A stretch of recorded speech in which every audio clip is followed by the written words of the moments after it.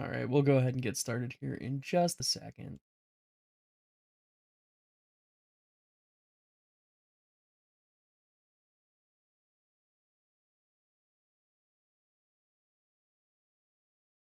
Yeah, I was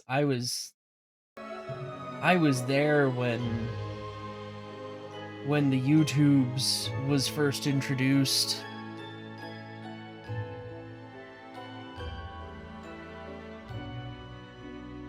And and I thought to myself at the time, this'll never go anywhere. And I said the same thing about Bitcoin too.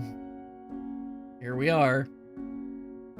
Anyway, we'll go ahead and hit the continue button, and then I will do the intro for today. So, welcome one and all to Rogue Live. We are going to continue Death and Taxes. We left off on day 11. This is a viewer democracy, sort of, run, viewer interactivity run. You all get to vote on who lives and who dies. Now, for those unfamiliar with this game, we do have rules we have to follow. We get a loving note from our boss every day that tells us the rules, the quota. For example, today we have 4 humans have to die. We have to spare anybody with a medical background. It is up to us whether we choose to follow or not follow those rules. That's right. If we don't follow the rules, we don't get paid. If we follow the rules, we might get a bonus. Hard to say. In addition, we can check the headlines to see how things have progressed. For example, many lives were saved as dedicated researcher warns Cosmopolis City in the nick of time because we spared a seismologist, I think on day 10. So we saved some lives. Fired an assisted living facility, claims 1 life, exactly 1, someone that we doomed to die. World's oldest person died at 114 years of age. We have Flying Golia and Amazing Anatoly to face off again in an upcoming circuit event. Something tells me that we will have those people here. And CEO of the What social media platform, planning to open a museum of antiques and relics. We have a piggy bank, and it has spawned a mini bank. We have a big eraser in case we screwed up. We got a plaque for the killing of many humans. We have our squeaky gerbil, our calendar, our pen of fate, the fax machine, the Deus Fax Machina. That's what we have to do to send, the files up to our boss. And then we have the radio that lets us pick some fine tunes. We can choose between silence, the default kind of generic office music that's almost reminds me of like 20s jazz. A little bit more of an upbeat. No, there is no kill, resurrection, kill again option. And then we have the music that you all came into, which is a much more chill, laid-back kind of tone, and I think we will stick with that for now. This is the book that lets you all speak to me when I select it. In fact, we'll just go ahead and open it up now, and perhaps the mods can demo. You can vote. You can put in !die or !spare to put your vote as to whether or not a person lives or dies.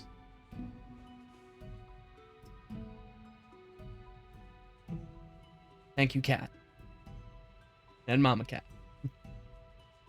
So, there is a bot in chat that is keeping track for us. Unfortunately, that bot also gets messed up by Nightbot.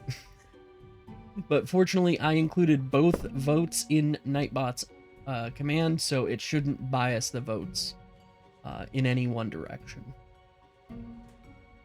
All right, that is enough introduction. Let us get on with reading these profiles. Also, there's a red profile here.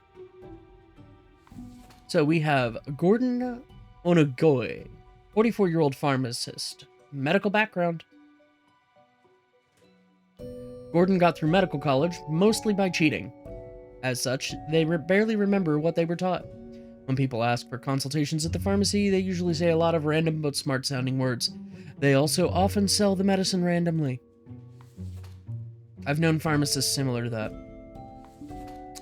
Grigory Hayal, 31-year-old archaeologist, legitimate researcher, or greedy tomb raider.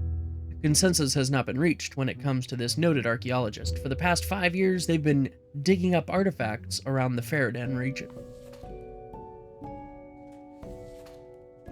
Vitaly Golyaikin, 24-year-old track and field athlete. Called the Flying Goya, Vitaly is an amazing runner and a proficient jumper. They have a long-lasting rivalry with Anatoly Azarov, constantly one-upping each other in various contests. Little does Vitaly know that Anatoly would much rather take them to a film and a dinner. Oh my.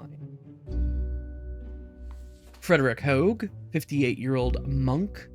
Frederick spends all their days in the monastery writing manuscripts by hand. Although the printing press was invented centuries ago, they insist that texts written by hand are the most pure.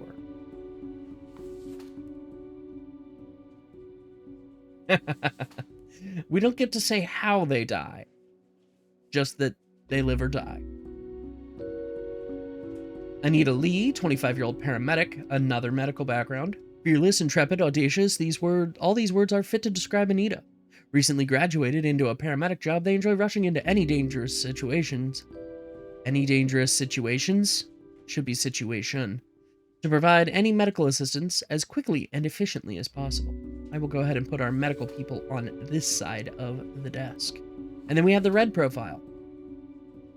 Ostensibly, the little blurbs that we are reading are written by Fate, our boss, or someone else in the Bureau of Death. We'll see. Mikhail Batar, 40-year-old postal clerk. Mikhail has been a dedicated worker at the... Okay, Grim, yes, you, listen up. Why are you such a tool, sitting at your desk, going over all the profiles like a mindless drone? It's time to break the rules. I want you to doom all the profiles today. All of them. Prove you're not completely useless. Okay, chat. We could follow the red profile, doom everyone, or we could doom 4 people and spare the 2 with the medical background like Fate wants us to. Or some combination thereof.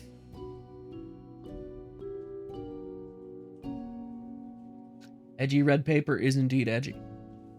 We'll go ahead and start with the pharmacist that cheated his way through school. What do you think, chat? Live or die?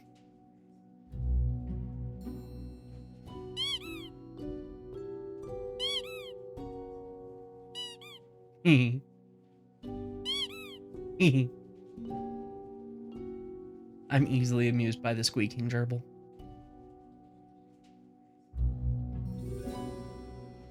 Seeing a lot of die here.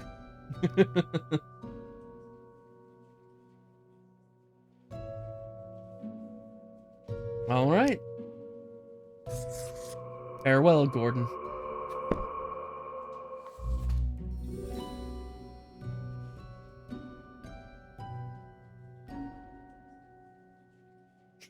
You cheated your way through medical school? Phoenix might have had to deal with something.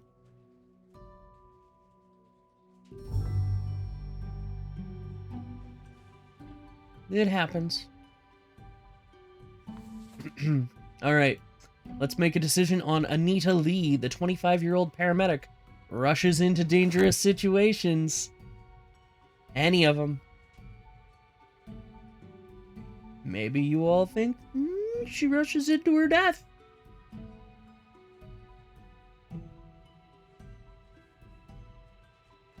Or maybe she's just a good person. Knight's like, nope. She runs headlong into danger. It's time to die. Okay. 75% say she gets to live. This time. She has a death wish, eh? I mean, that's entirely possible. We don't know. Do your job. Alright. How about the flying Goya? What do y'all think? Live or die?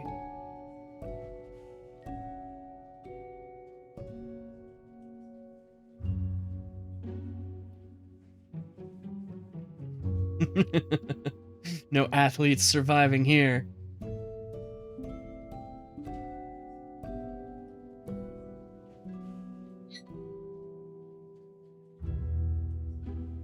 His heart explodes on the track. That is a unanimous decision. Oof.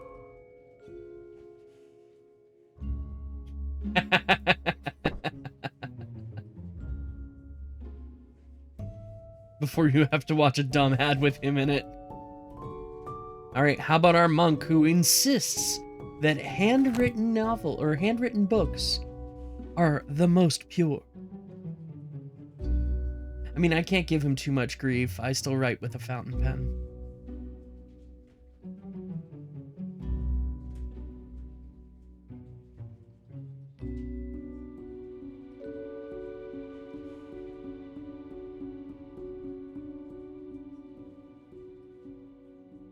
It's an interesting position there, Knight.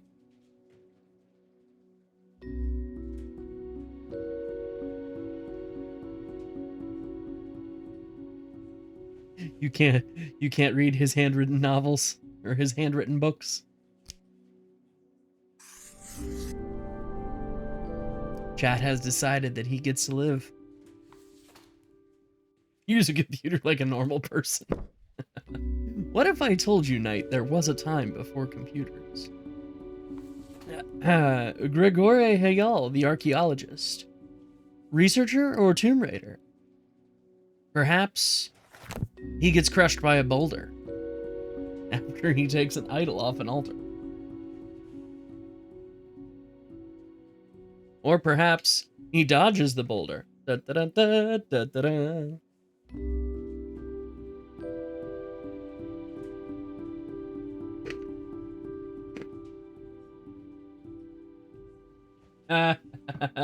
His career is in ruins. Ooh, we have a tie.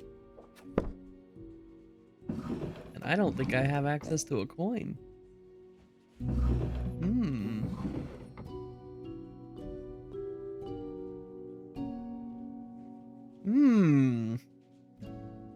That's an intriguing situation. Let's see. I have to have a die around here somewhere.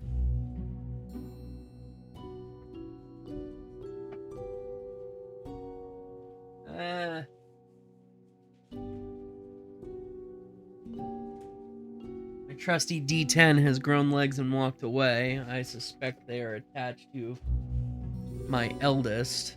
He likes to take them. So...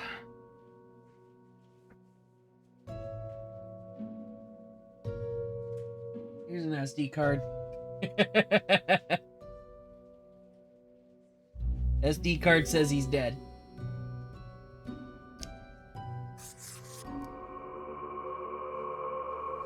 You were killed by an SD card.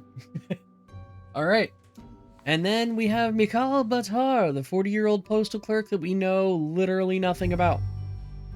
Does he live? Or does he die?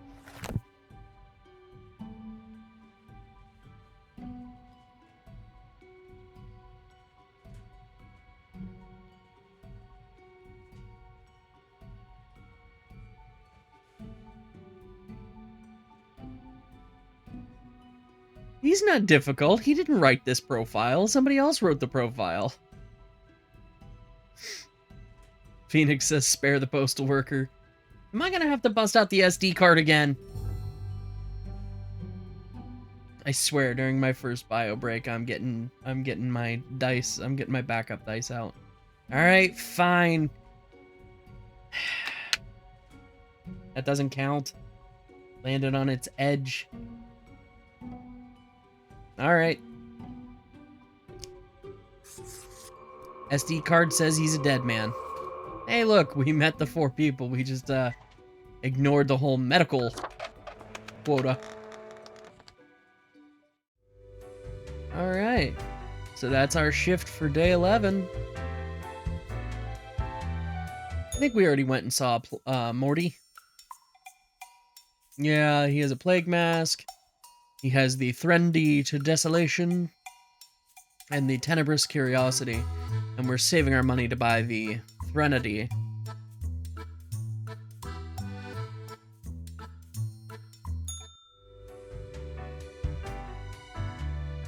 Again, he didn't write the profile, Mama Cat. Someone else did. We don't know who writes the profiles. Look at the march of death. Bones of the living, ground into dust. A dust storm that suffocates any remaining breaths. Not today. It's only open on weekends.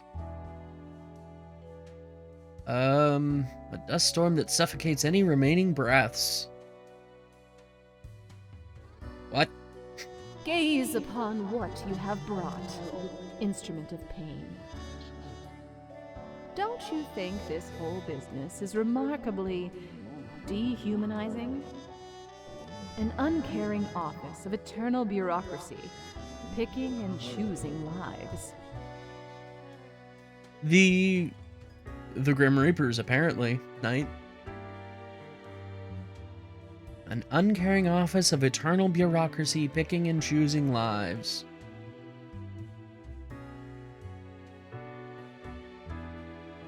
This whole place is awfully callous.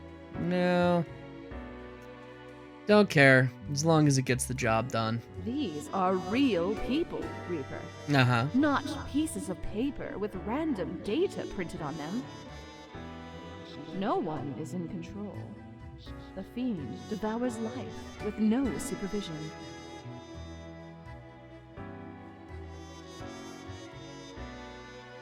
The fiend devours life with no supervision. Why, didn't you think I should do something? We should. Shouldn't we? Let us know if you come eye to eye with a solution. Be seeing you.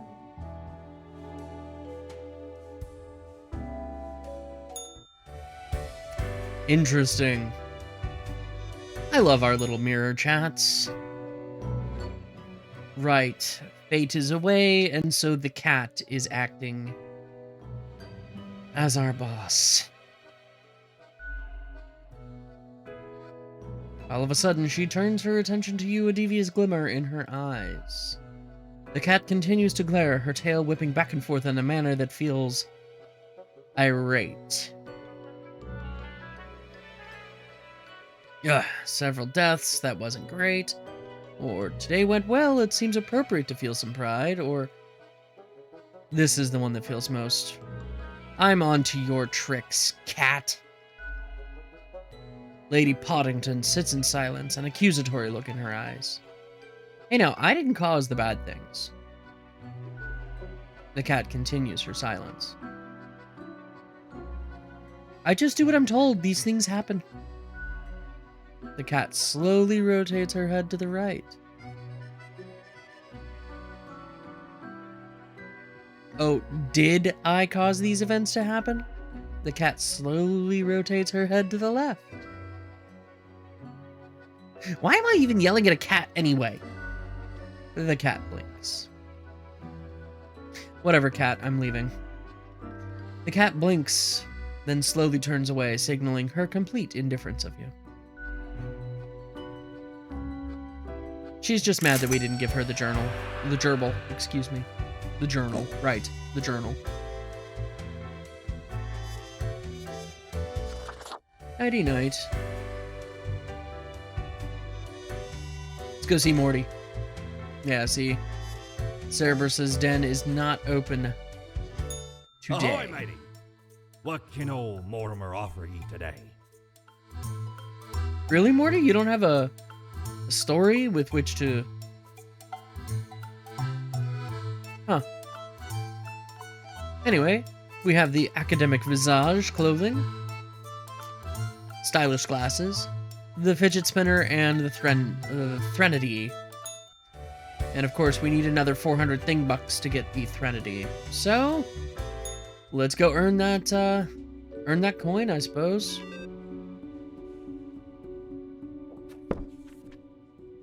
G'day, Grim.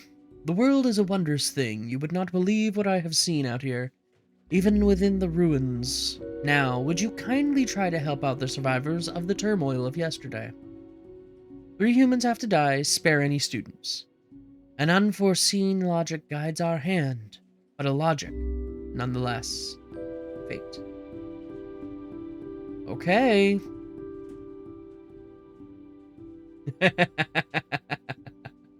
She can pry the gerbil from our cold and lifeless handsies. Very true. Lady Poddington does not get my journal. Oh, I suppose I should read the headlines first. Let's take a look. Meet young Anita, the medic who saved many lives after the recent earthquake, all thanks to the warning from Mountainhead, they exclaimed before scurrying away.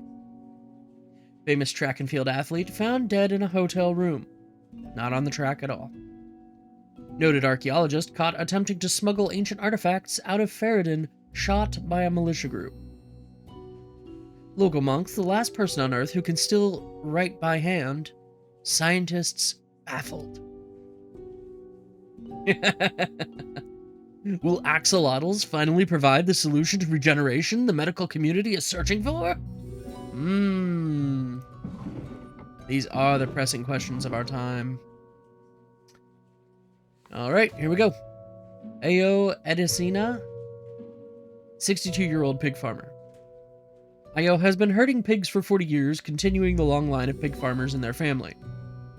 Ayo religiously wears their green boots every day, believing the touch of pig manure gives them lucky properties.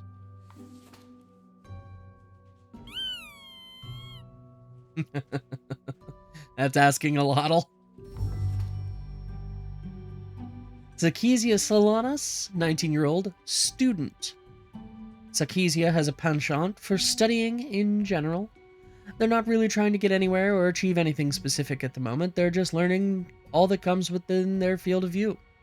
This approach may at least get them on the college challenge quiz team.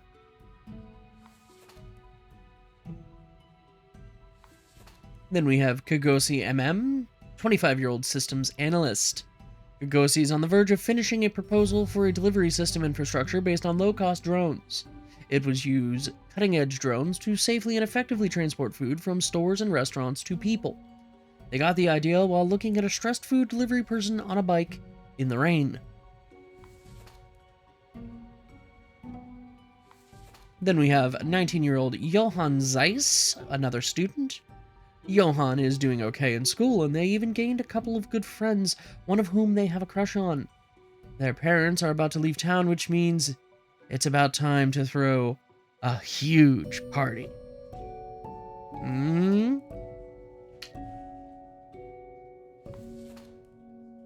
We have Christopher Quinn, 21-year-old biology student. Christopher is extremely interested in reggae music and botany. Do these things somehow go together? Perhaps. They recently got married and moved to Cosmopolis City with their spouse in order to dedicate themselves to study and work. And then we have Yasera Gold, 36-year-old trauma surgeon. Yasera became a trauma surgeon to help people, and because the job is intense. As they've gotten older, they've started research into possible avenues of regeneration and limb regrowth. When not at work, they enjoy walking their dog and reading graphic novels. And you know what? I see no reason not to start the voting with Yasera. Live or die. You decide.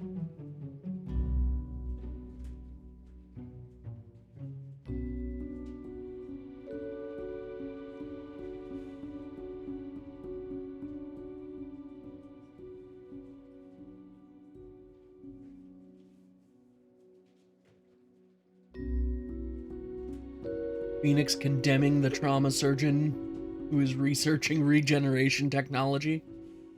Mama Cat joining. And Cat getting in just a little too late.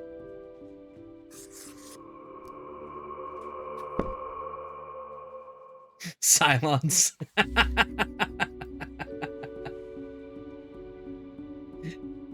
Phoenix does not want to see the axolotl suffer. Understood. Understood. Alright. So, chat, how do you feel about Kagosi MM, the 25-year-old systems analyst who's coming up with drone food delivery? Live or die. 30 seconds. Knight's like, no innovation. No drone food delivery.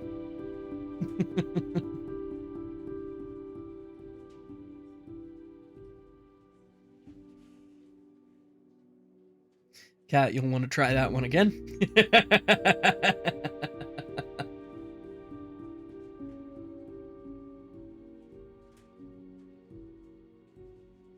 He's not taking my job. Understood. He's a dead man.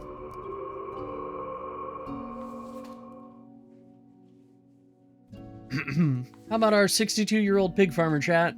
Remember, he wears those green boots every day with the touch of pig manure that gives them lucky properties. Does he get to live or die?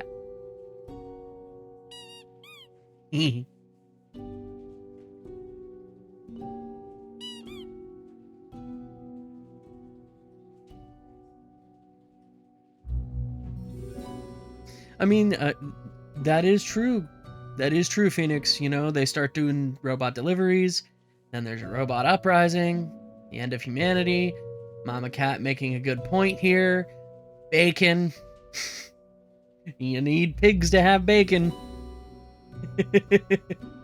But without the farmer, do the pigs die? We're about to find out. Now, according to fate, we're supposed to spare all 3 of these students.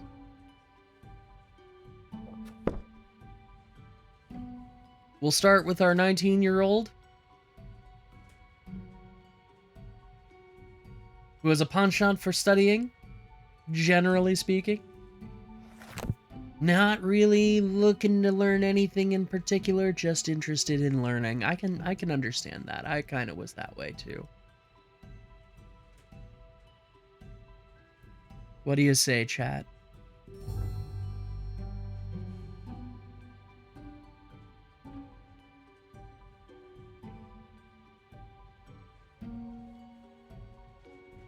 Seeing lots of spares. Okay. Chat is a fan of learning.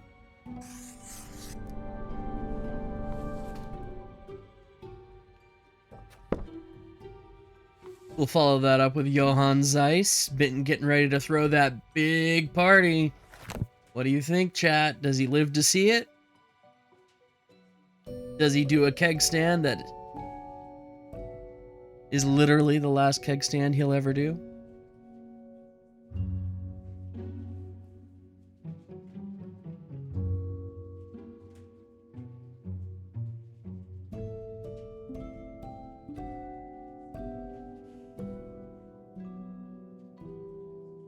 Am I gonna have to go back to the SD card?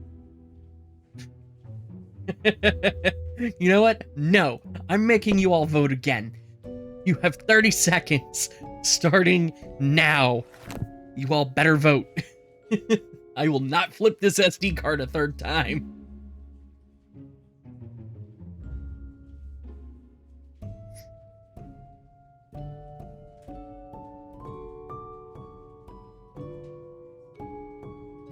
He's the long duck dong of his class.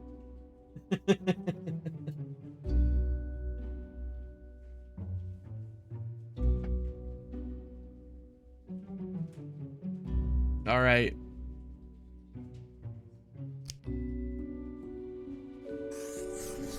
He gets to live this time.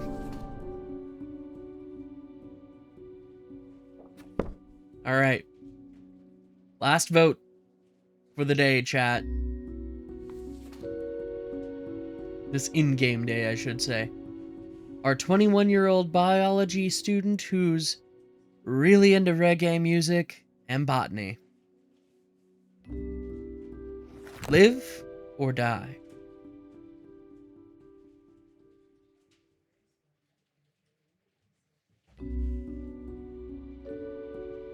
Stoner.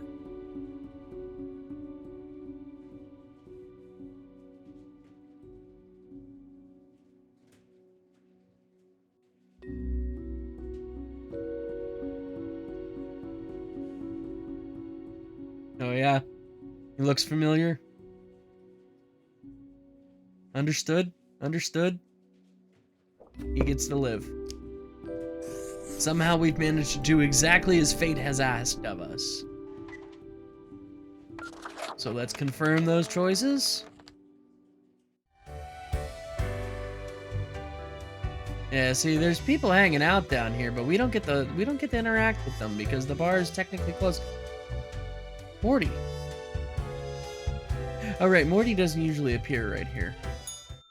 Yeah, he doesn't have anything to say today anyway.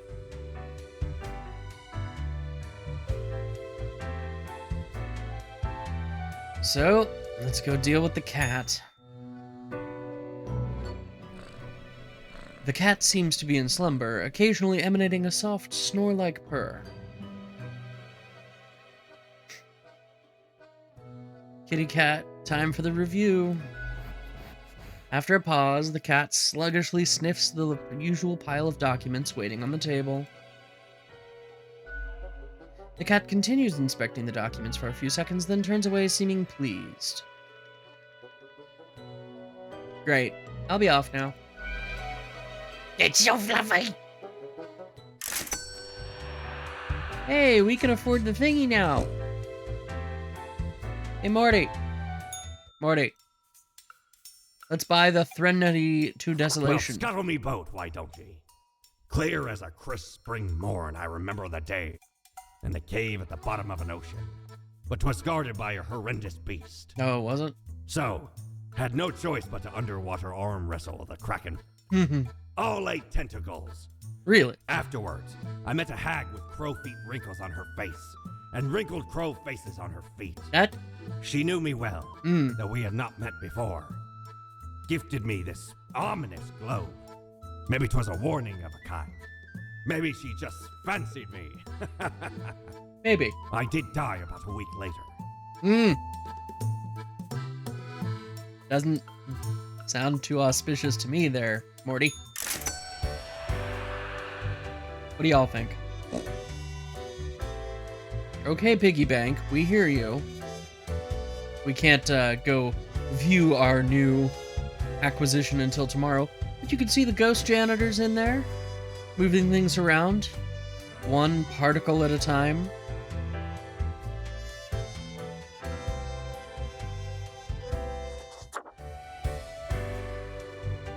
Our mirror still having nothing to say to us today. Let's take a look. What do we do?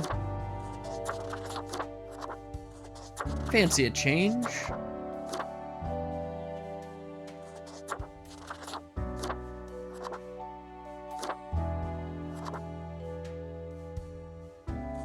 Yeah. Yeah.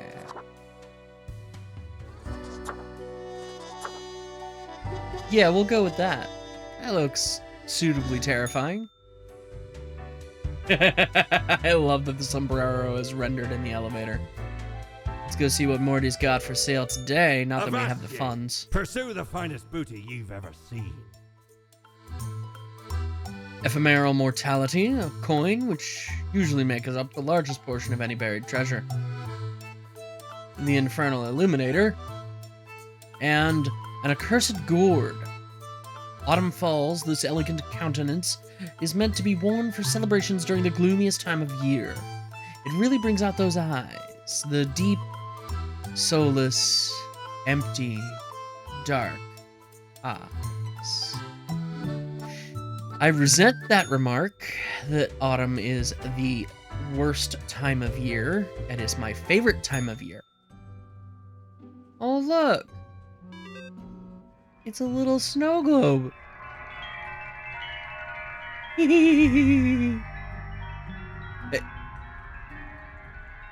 What? You all see this, right? Our profiles are gone. There's no profiles today.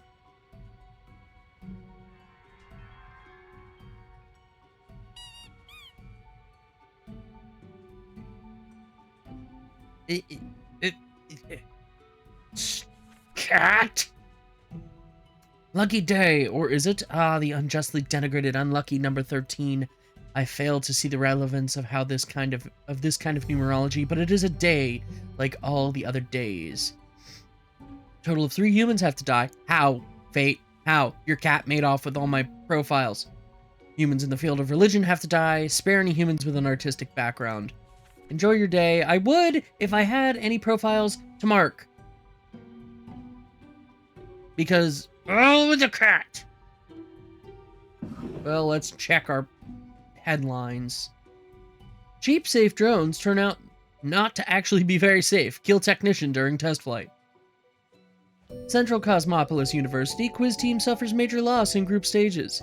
Start search for new members. Local pig farmer slips in pig manure, hits head on water bowl, and dies. Their green boots reported stolen. And massive house party leaves disaster in its wake. Anonymous attendees report it was a heckin' good party. Welp.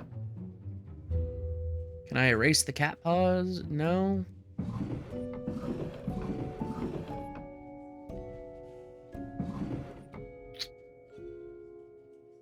Annoyed.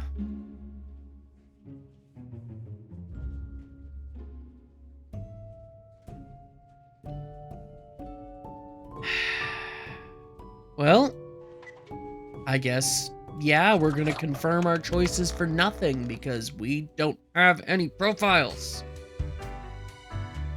Hey, the bar's open. We'll go there after we deal with this cat.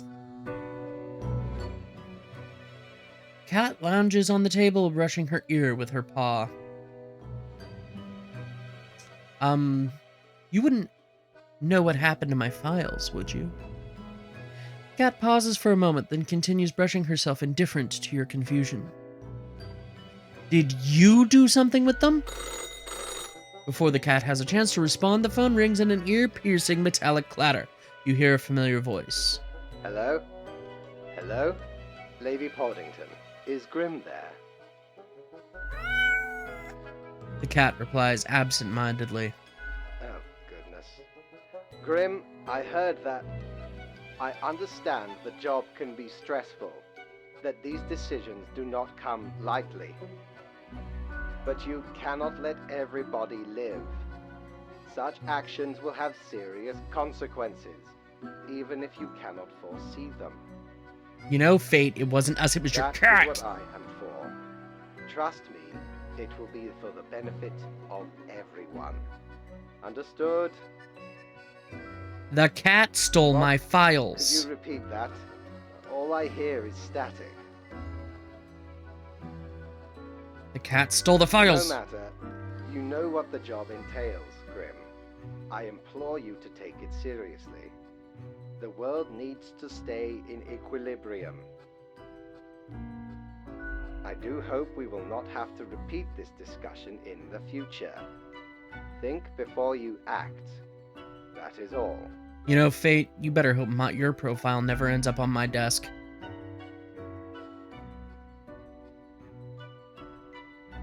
I hope you're happy.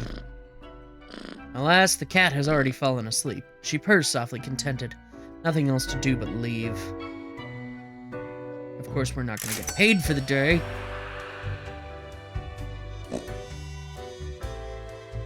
Whatever. Let's go hang out and have some fun. I guess.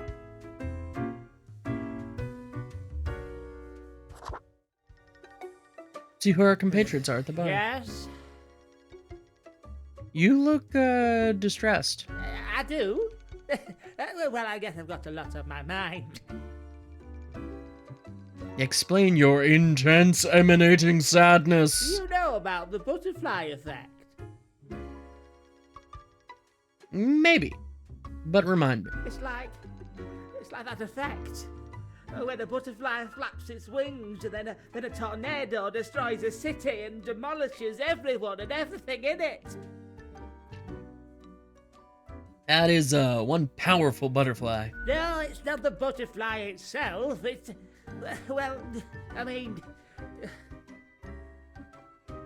You mean what? what if I'm that butterfly? Eh? Haphazardly fluttering around, and then millions of souls perish in anguish.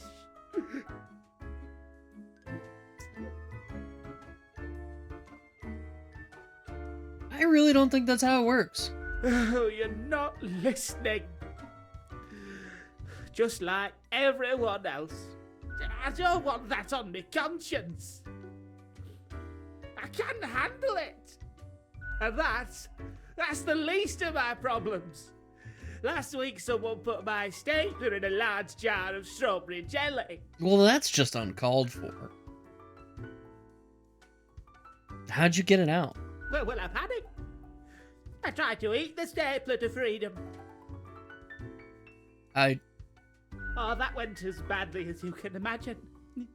I chipped a tooth. Some of my bones still stick together. And that's still not all of it. Last month I had to work in the dog department. I mean, that does sound particularly awful. But I love dogs. There's a dog department? No. It's sad, but it has to be Does done. it really? Well, yes. And the people in the dog department, absolute bad apples. Are they? I was scared for the afterlife. I was. Mm-hmm. But you know, before that, someone filled my room with balloons. You are a really unlucky fellow. Is someone just picking on you? Yes, that's what I've been trying to tell you. Okay. I have an inkling it's the one they call Lance Thrasher. There are people in here calling someone Lance Thrasher.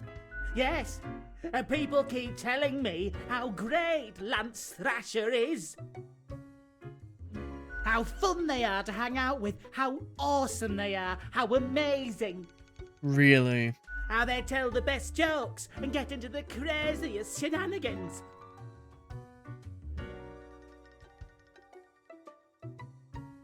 They immediately sound exhausting. Yes, right? I don't get it either. Yes. 99 Loaf Balloons was on repeat. I thought I had to let them know. I walked straight over to Lance and I told them that I don't find them riveting and I don't particularly care about their lame jokes. You don't hold back, do you? But then Lance just said, keep it real, and then went on to do a handstand on their desk.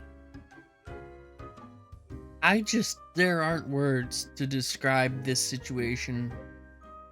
Everyone in the office started chanting their name. Did this really happen? This feels like you're making this up. Lance, Lance, Lance. And then they put your stapler in a jar of strawberry jelly? And all those other things. Why do you think it's them? The culprit keeps writing Thrasher was here on everything. With a marker. I mean, that does kind of indicate who was involved. Problem solver. What do you think? What should I do?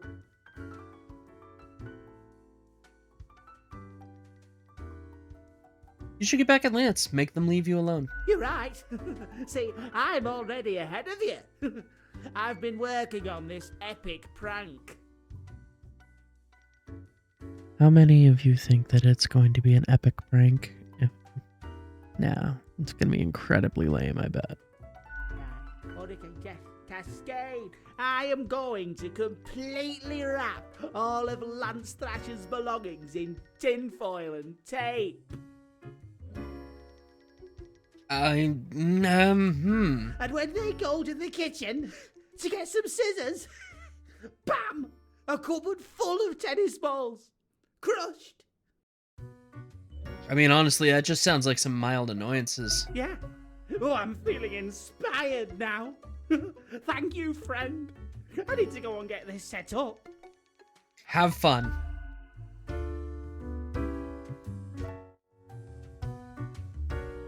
Who are you?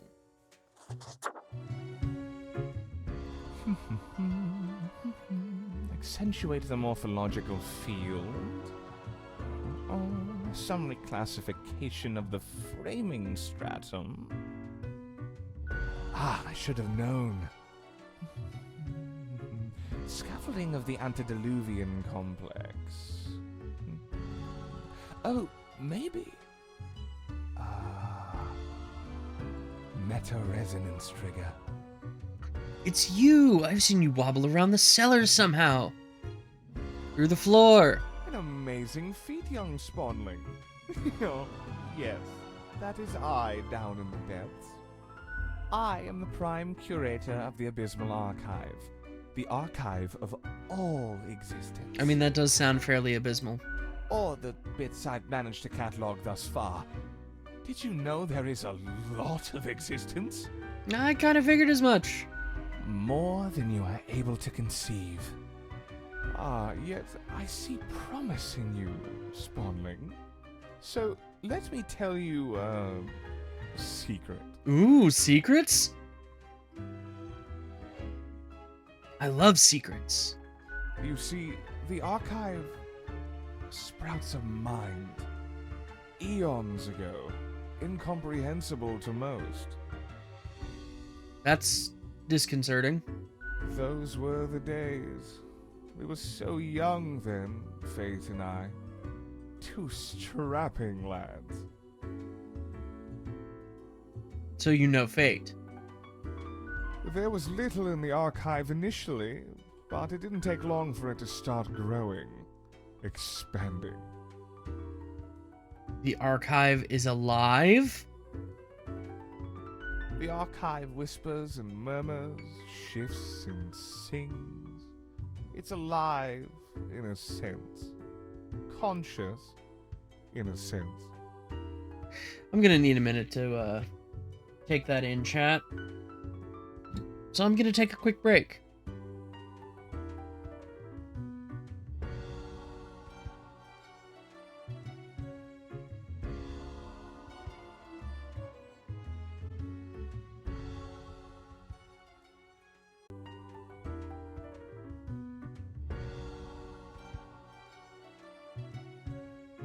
Okay, and I'm back.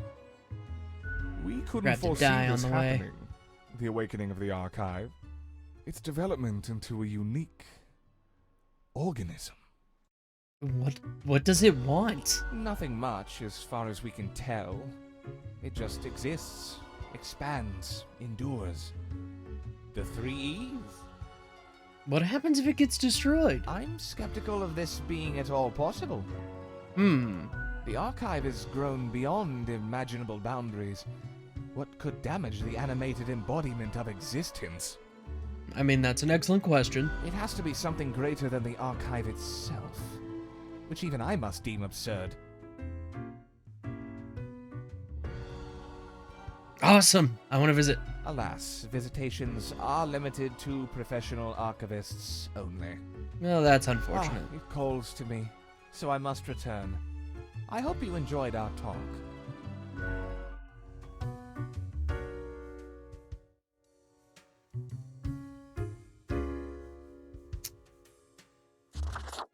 Guess we'll go ahead and talk to Hello again. our bartender. The den is always glad to see a returning customer. 2 weeks down and you're still kicking. Well done. Yeah. Say, I've been thinking and, I was hoping you'd explain it to me, the process. I mean, there's not much to it. How do you make the choices? How do you really decide who gets to live and who doesn't?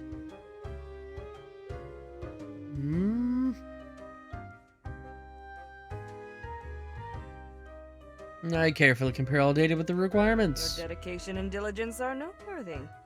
Must take you a long time, though.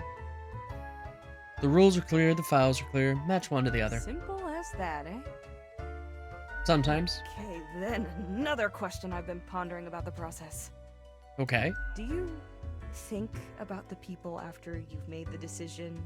Or do you forget all about them after it's done? I remember. What's done is done. Doesn't all of it make you anxious? Sure Not makes really. me, and I ain't even the one choosing.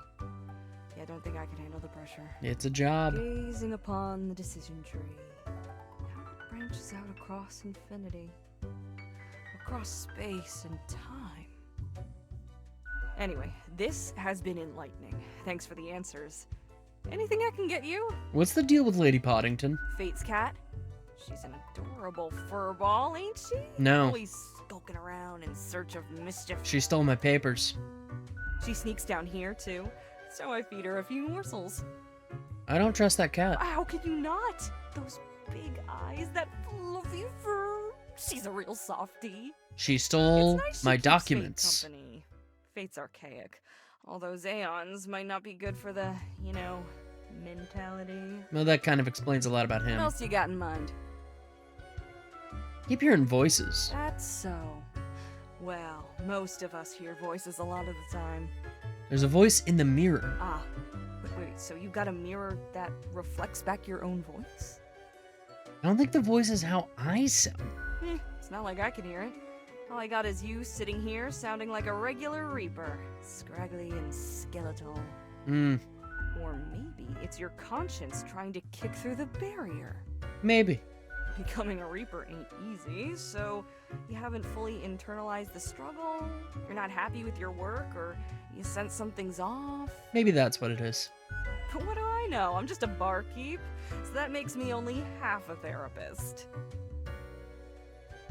Well, and then there was this profile. Someone contacted me with it. What did this mysterious entity want? Well, to mark everybody for death, for And you one. follow him, or what? Nah, I don't really follow orders. You follow Fate's orders like a well-behaved drone, right? Not really. Elsewise, truth be told, I'm of little help. I don't know what goes around in the office, I just own the den. What else you got in mind? What about the archivist? The prime curator of the archive, you mean?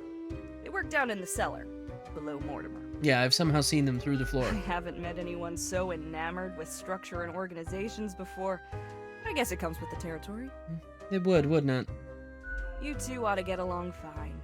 Heck, just bond over the equilibrium and standardizations and the like. Maybe you should eventually apply for an archive job instead. Absolutely. Aw, I'm kidding. I don't think it works Aw. like that. The Abysmal Archive is a wild land, and not easy to enter. What else you got in mind?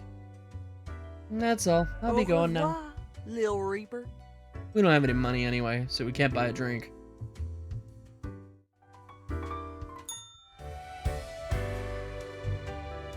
So, let's end the day. We'll go see Morty. See what Back he's from got her for sale busy, today. are ye? We've got the cactus, the fidget spinner, and the bow tie edition.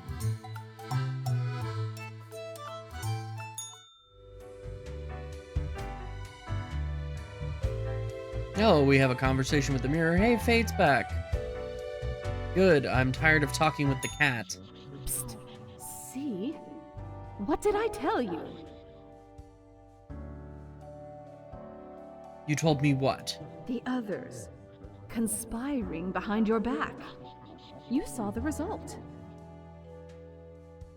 I think it was the cat? They waited for you to let the guard down, whispering, "Look, it's the pathetic runt." I'm pretty sure it was the cat. What do you know? Tell me. They'll make you fail and get you fired. I mean, they can try. Or are you deliberately trying to fail? That's devious. Are we? Keep them guessing and watch your back, Reaper. You all heard the voice in the mirror. Keep them guessing and watch our back. Morning, Grim. I expect you in my office for your performance review after you are done today. Do not worry about that right now, though. Focus on the task at hand. 6 humans have to die. Anyone related to the transportation industry has to die. Choose humans on the left side of the profile to die. The left side of the profile bundle to die. So I guess these 3 on the left? That seems a little strange there, Fate. But okay.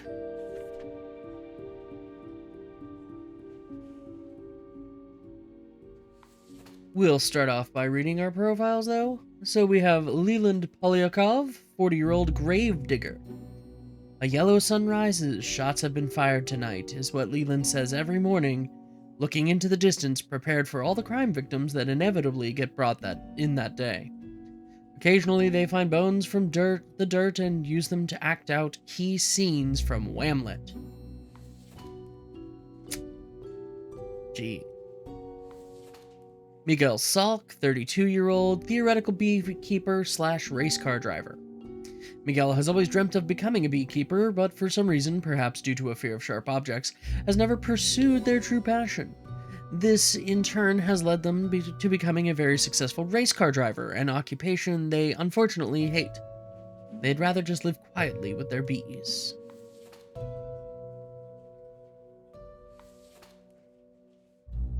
Then we have Tiffany Tay, the 19-year-old pop music icon. Despite their young age, Tiffany has become a somewhat successful pop music icon. Tiffany tries to shake the fashion world by only wearing second-hand clothing. Their most recent find is a pair of funky green boots from the vicinity of a pig farm. We know those boots. We have Anna Isabel Sanchez, 22-year-old supermodel. Anna spends all their time and energy adhering to an increasingly unreal beauty standards. After a gut-wrenchingly painful week of juice detox, they still got yelled at for being a fat cow. During moments of weakness, they even tend to believe these claims and accusations.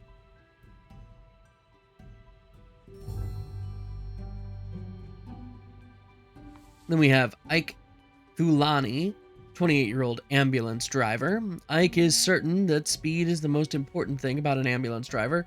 Relentless speed, immaculate handling. At work, they braid their hair into a rat tail and have earned the right to wear a custom-made bright orange jumpsuit.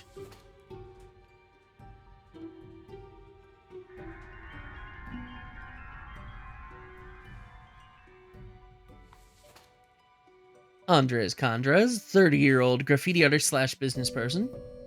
Hey, we've seen that ascot necktie thing before, scarf.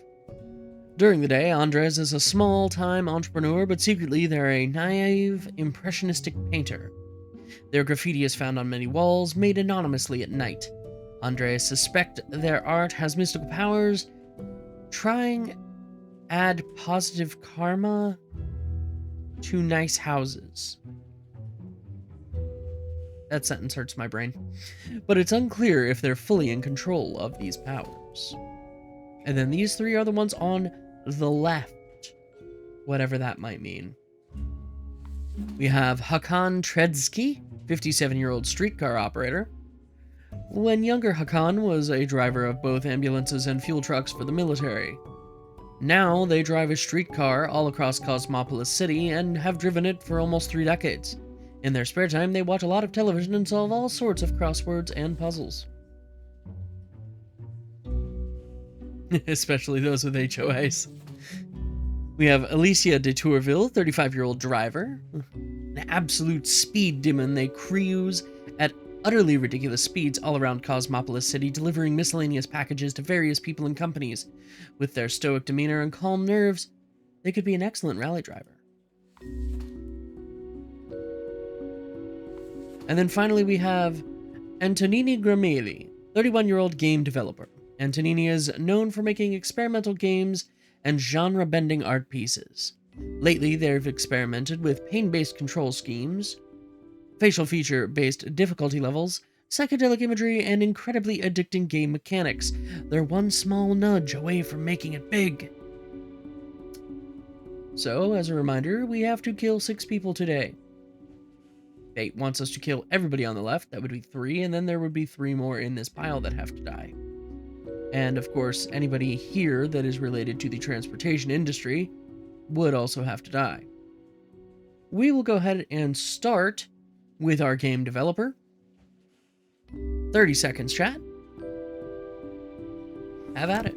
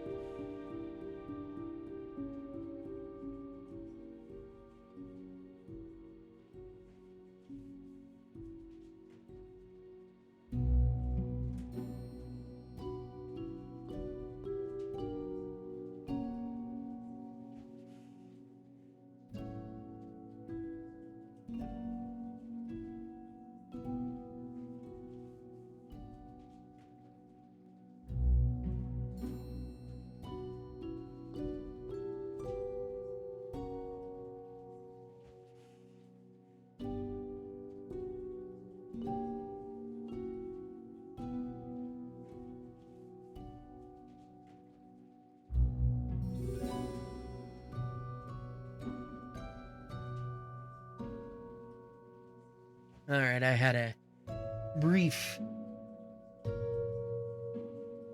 No, I had a brief interruption from an elder little rogue. The game designer has to go, and so he shall. Let's just go ahead straight down the second person. Alicia de Tourville, our high-speed driver. What do you say, chat? Live or die?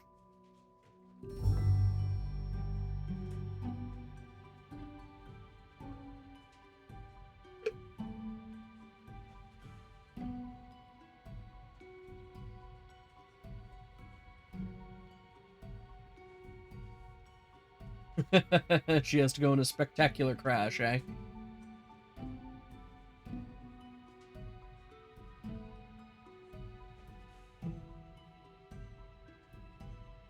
I should check the headlines, too.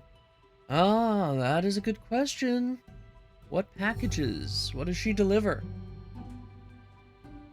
Alas, we don't have that information. So, the vote is tied. I will roll my die. Even she lives, odd she dies. That is a 5.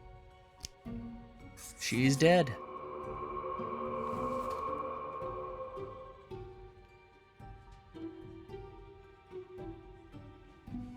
Okay. Next up, Hakan Tradsky, 57-year-old streetcar operator. Former ambulance and fuel truck driver. Does he live? Or does he die?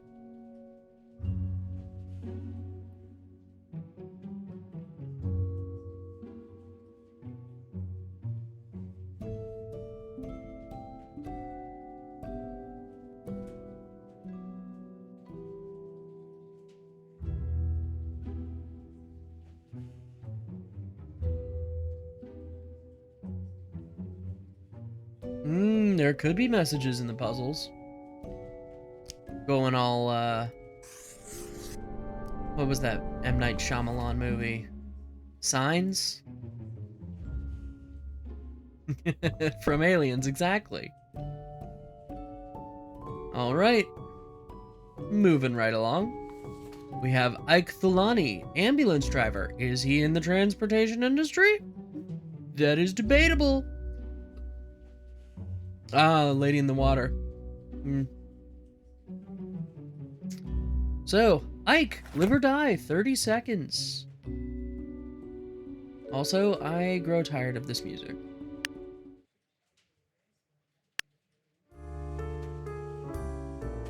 Interesting. We've made some decisions, and there's little red minuses showing up here.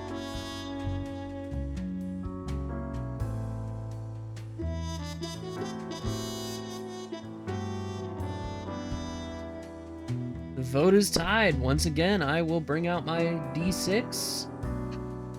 It is even. Even as live.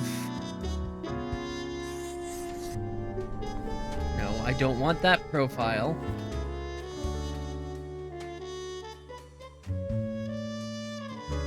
Alright, Andres Condres, the graffiti artist. With his possible spiritual powered graffiti. Does he get to live or die?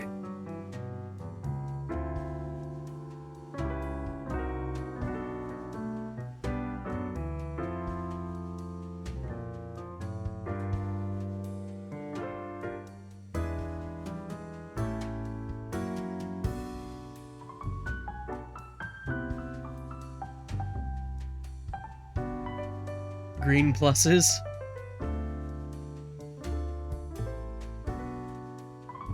Well, D6 time it is. That is a 2. 2 means live.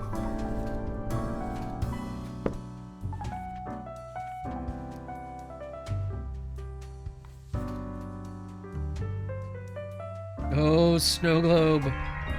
Tell us. It's not telling us much.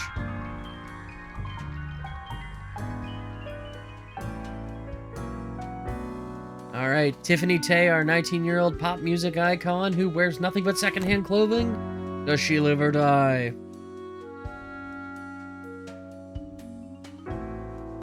Keep in mind, we are 2 for 6 in terms of deaths. Fate wants at least 6 people dead.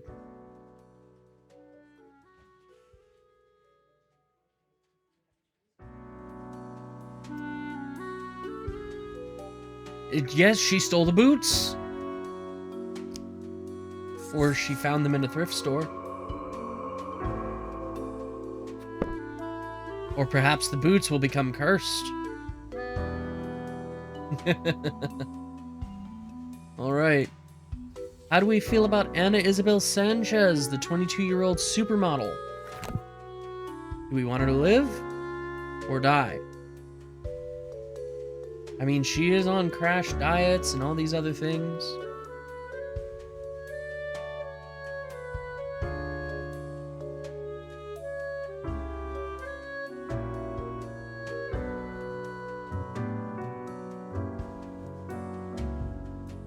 All right. She is the Walking Dead already. Let's make it official. Chat says she dies. Okay. Let's take a quick break and read some headlines. Will superstar racer Miguel Salk bring home another trophy for Cosmopolis City? Will the police finally do something about this highway menace? And stunning graffiti sprayed all across Cosmopolis City. There's something uncanny about them, critics note. Speaking of Cosmopolis City, how about our gravedigger? Does he get to live? Or no?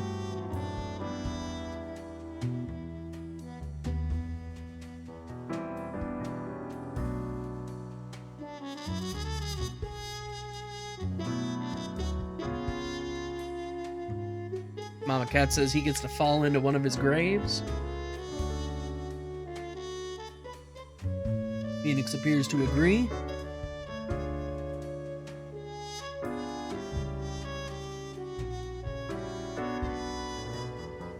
Well, that's one dead gravedigger. And finally, Miguel Salk, the race car driver. So irreverent. Does our race car driver get to live or die?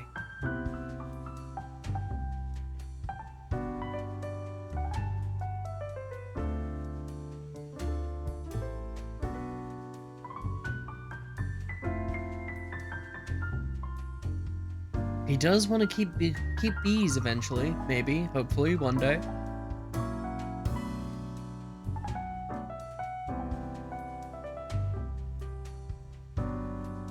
Go live your dream.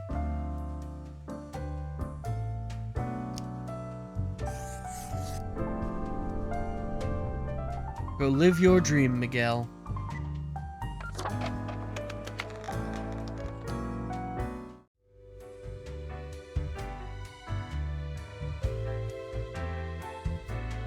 Alright, let's go see the boss.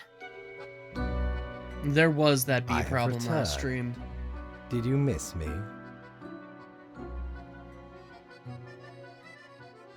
Thank the gods, I was really getting tired of the cat. Oh, who is adorable? Lady Portington? Who is? You are. Of course you are. I really don't like that cat. The cat purrs cheerfully in response to Fate's petting. You are a delightful scamp. Yes, you are. No. No, she's not. So, okay. Yes. Today is your 2-week performance evaluation. But before that, we must quickly check your daily conduct. Let's just get on with it, shall we, Fate? Where did I place those papers? Please. Where are you?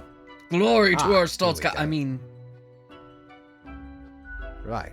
sorry. Seems to be I heard correct, papers, or please. Whatever. Let us proceed to the more important evaluation.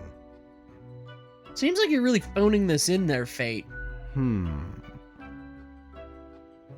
I will wait. No. No, darn I it. would not say Did not that. mean to say that. In essence, you are a solid and dedicated worker. You play by the book. You do what you are told. Most of the time, we seem to. There is little to criticize in your conduct, except perhaps for the minor lack of independence. Some kind of enchantment plus 20 where everyone is enthralled with her cuteness. Yes, while she sees to her own agenda. Truly, we are playing against Lady Poddington. I mean, look at those eyes. They are not trustworthy. Continue, sir. One might expect at least an inkling of rebellion. Does an autonomous personality hide anywhere within your skull? That is an excellent question. You are dependable, faithful, trusted. Is that all you are content with? What if it is? Now, obviously, you are to be granted a small bonus. No one can argue you have not earned it. Keep it up. The ultimate evaluation is in 2 weeks. Ooh, ultimate evaluation. And we got 500 Bing bucks. Let's go blow it on some booze. Can't talk to the archivist or our friend here. Hey, hey, Grimmy. Pleased to see you again. Grimmy. Kind of, yeah. It seems like Vade is Are kind you- of just like, Still wearing the same attire from before? Oh, gross. It's been ages. no, I changed. I mean, I suppose I could use some new That's clothes. an understatement if I ever heard one. You need some serious fashion assistance.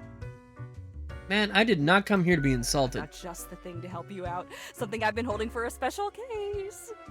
A cool visage to make your day. Check it out later. Aw, thanks. Prices averted. Not much else happening on this quiet Right. Sunday. Yes, though, because so the I bartender appreciate you changes her dropping clothes in. every day. What's on your mind? Give me a drink. Sure. What's your poison?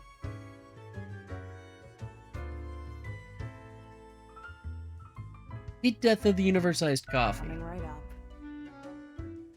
Gooba!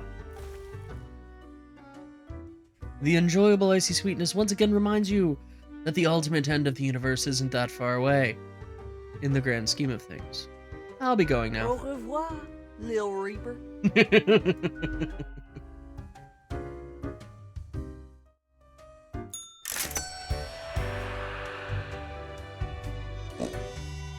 You know what? Didn't Morty have a bow tie thing on sale? He did. Ugh, 700. I don't have 700 thingbobs. So much for that.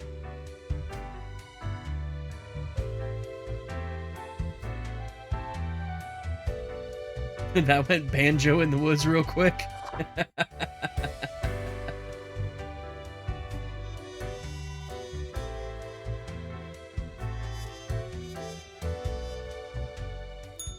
Shiver me timbers. No?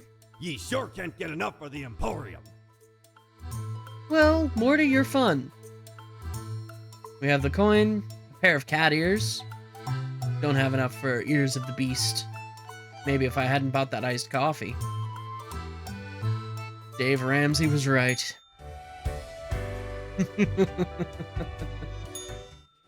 I guess to our desk. They've multiplied. Oink.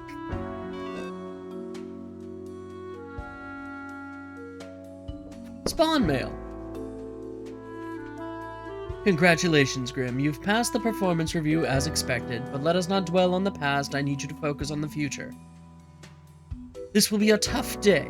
Be attentive. Total of 6 humans must die. We have 8 profiles. At least 3 humans with an agricultural background have to die. At least 2 humans aged 60 or older have to die. Humans are so easily corrupted. Good reaping, Fate, who somehow wrote his name even though it's halfway off the paper.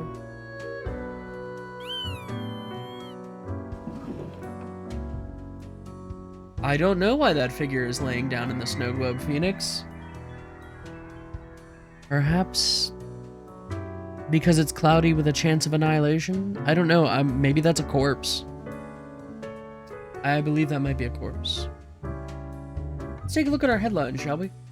Bodies keep piling up after the death of city's only gravedigger. It wasn't me, says Secretary of Environment after questioned about the horrible smell engulfing the city. The golden age of multisensory gaming is here. Everyone is playing the Languid Tower, and several Languid likes are already being developed. Did the Languid Tower kill its creator? Good question. Superstar Miguel Salk wins another Grand Tourney trophy. Still hates racing. Racing is super dumb, they say, during the post-victory interview. New program of ex-rally drivers trained for driving ambulances proves to be a huge success. Daredevil delivery driver crushed by falling debris when sudden earthquake strikes Cosmopolis City. Tragedy strikes as young pop idol slips on stage, hits head, and dies. The green boots reportedly wore have gone missing. Electrical substation burns down after graffiti of candles is found on the walls. And supermodel found dead in hotel room.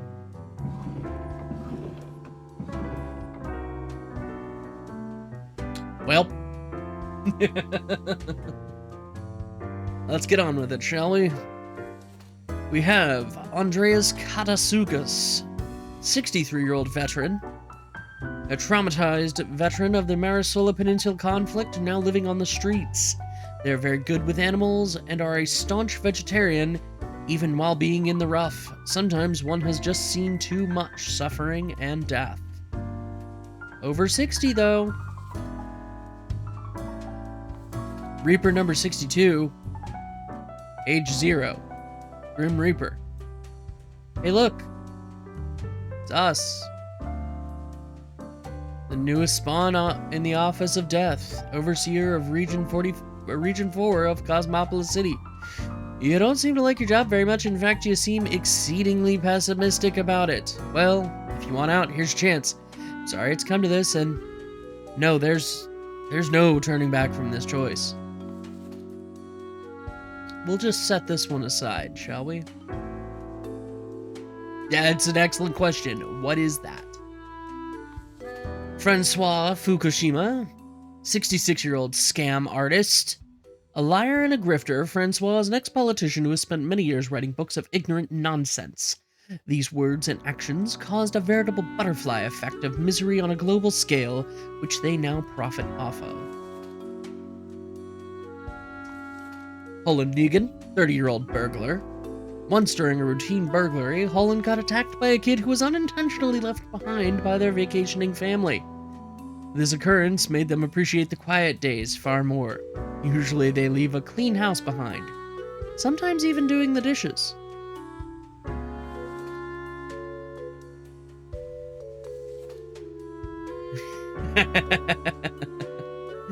Your die button is twitching.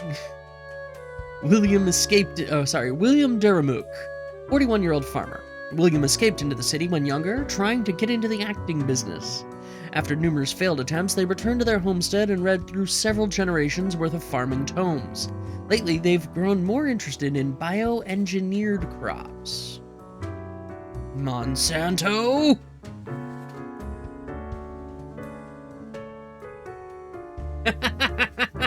That's right, if someone's gonna burgle me, they better leave my house cleaner than they found it. Lucian Carnot, age 64 professor. Lucian has been teaching undergrads for nearly 30 years now. They are well known for their welcoming demeanor, yet whispers travel about shady and inappropriate deeds with students. Apologies.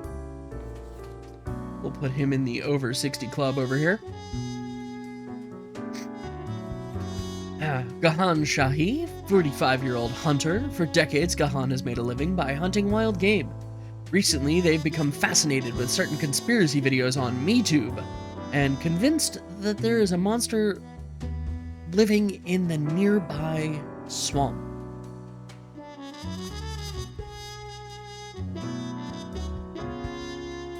And finally, Jerome K. Nelson, 58-year-old poultry farmer. Jerome loves birds. They started an egg farm several decades ago, but when business was not going well, they had to start selling meat, which is emotionally very hard for Jerome. They hold a little funeral for every bird, which includes little speeches and a bit of crying. We're going to start with Jerome. 30 seconds, chat. Does Jerome live or die? Do his chicken funerals sway his fate in the eyes of chat?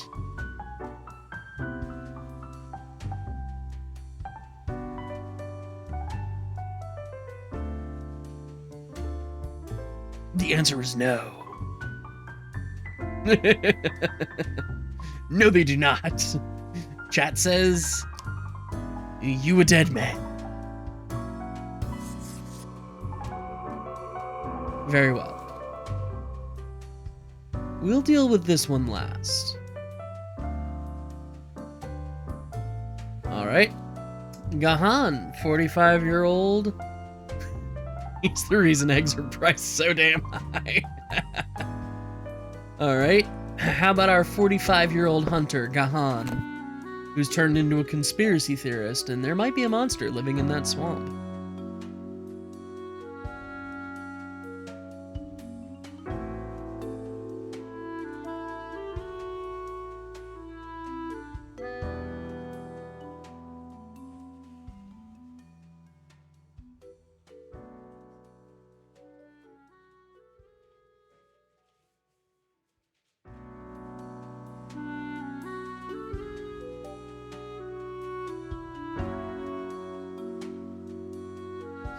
Interesting. Nightbot apparently swayed the vote, and I'm going to let Nightbot sway the vote.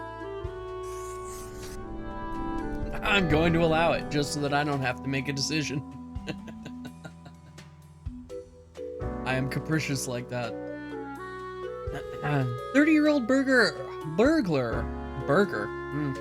Tell what I am feeling right now.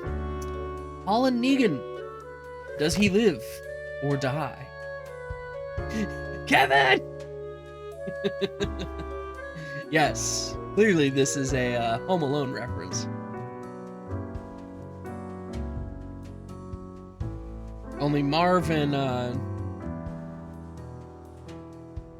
Harry didn't die. They probably should have several times over, but they didn't die. They probably also should have been severely maimed. And since chat couldn't make the decision, that's a 1. Goodbye, Holland. Alright, chat. William Duramook, 41-year-old farmer. Bioengineered crop grower.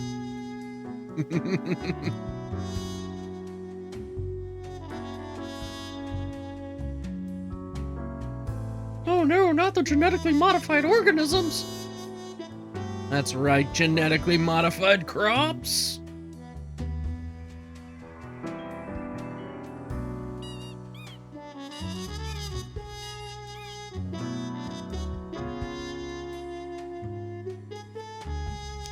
He dies.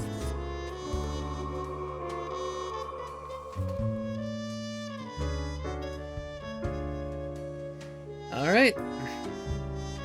We have the headroom. We can eliminate all 3 of these. And it will please fate. That's alright, Mama Cat. So, Andreas, our 63-year-old traumatized vet. Is he going to make it? Make up your mind, chat. Decide his fate.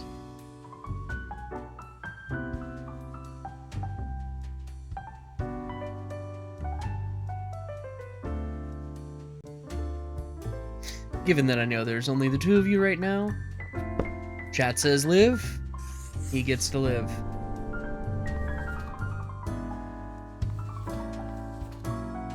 Alright, moving right along, we have our 66-year-old scam artist. What do you think, chat? Chat has historically come down hard on scammers, grifters.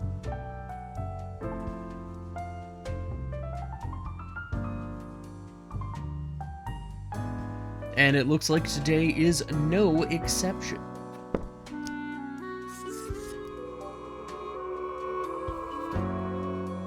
That's right.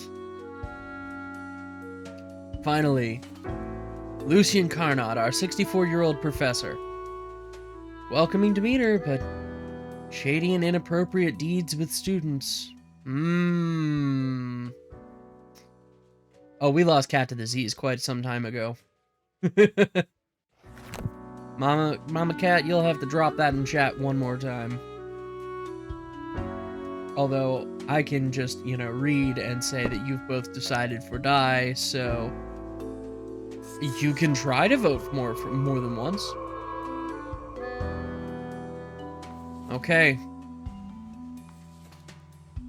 Do we even count as human? Do we live? Or do we die? I genuinely do not know what happens if we choose die here, chat. This might end the run. It's up to you.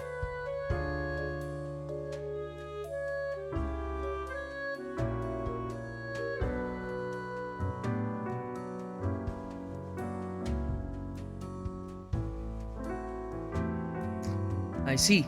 A current unanimous chat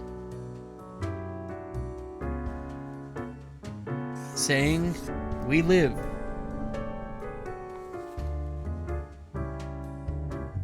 Very well. Let's confirm our choices.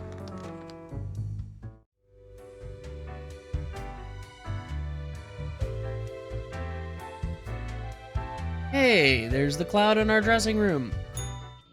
Yes, you did it, Reaper. You have achieved.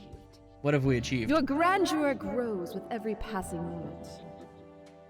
Soon we'll be but mere motes beside your blazing glory.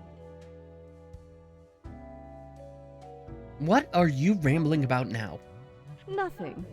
I wouldn't dare say a thing. Yes. Your Majesty. Carry forth your deed of darkness, Reaper.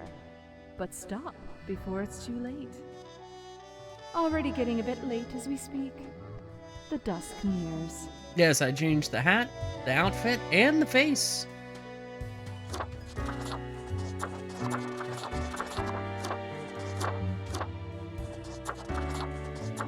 Although...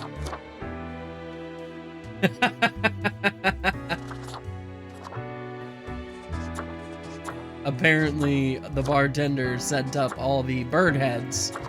Crest, Ancient, Eagle, Hubris, Quack, and Vulture. Since I don't see Chuckle Duck, we will spare ourselves the Quack for now.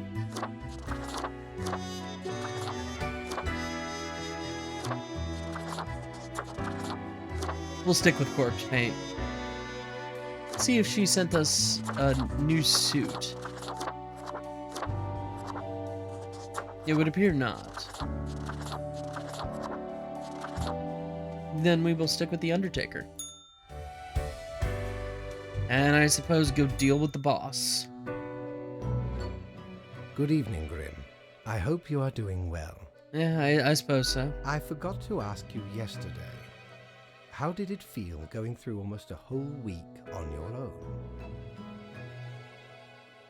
own? Basic. One day follows another. Just so. Even we cannot stop the constant advance of time. Yeah, tell me about it. Well, let us quickly go over the usual administrative matters. The papers. You have marked fewer deaths than required. Hey, you told me you wanted I independence. really hope you would avoid such errors by now. Honestly, this corporate mandate is growing a bit tiresome. Oh well, what must be done? Speaking of, yesterday marked a significant moment in your career. Are you content with your evaluation? I don't really care. Perhaps you should? Make me. This reminds me. Have you any questions? It has been a while since we had a personable dialogue. I'm still a bit unclear on the origin of the rules. What do you mean? Do you pick what's supposed to happen and thus make it happen? Oh, nothing of the sort.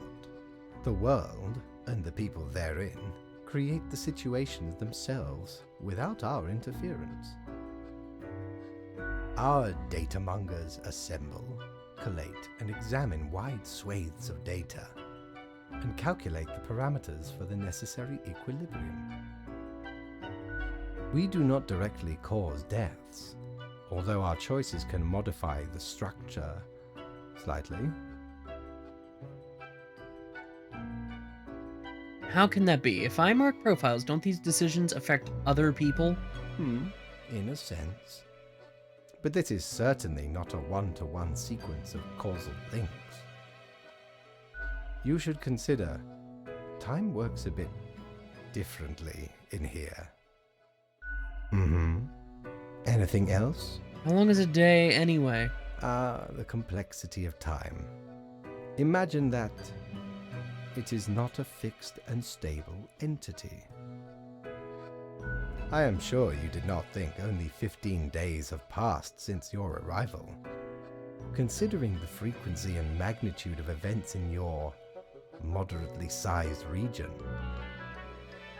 How does it work then? Time is an inconsistent flux. While you rest, days, weeks, months may pass at different intervals. So chaos. Profiles from diverse moments appear on the same day, interlaced, within a rhizome of time and space stretching beyond mere 4 dimensions.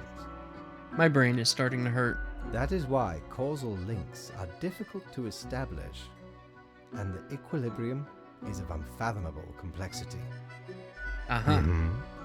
Anything else?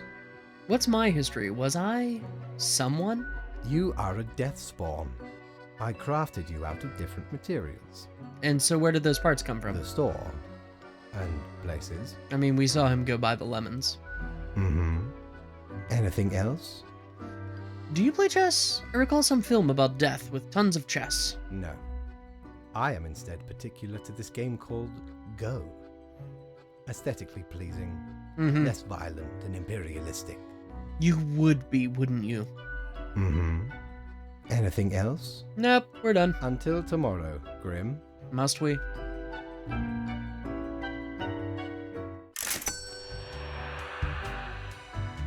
What? Where's my money? Apparently fate really cared today.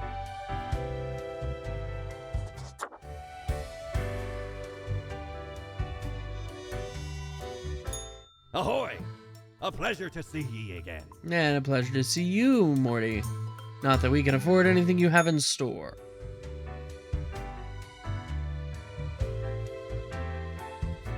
Yep. To our desk, I suppose. Only 4 profiles today. Look here, Grim. The population numbers are amiss again.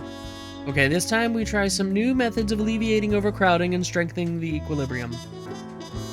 I have great faith in these more structural techniques. 2 humans have to die. The humans on the opposite ends of the profile bundle have to die. Yes, this may be the key, fate. So literally, according to fate, these 2 have to die, these 2 have to live. I will start by reading the profiles for you as always. Manuel Castellan, 54-year-old doctor. After decades of working as a doctor, Manuel ultimately just got really tired of it.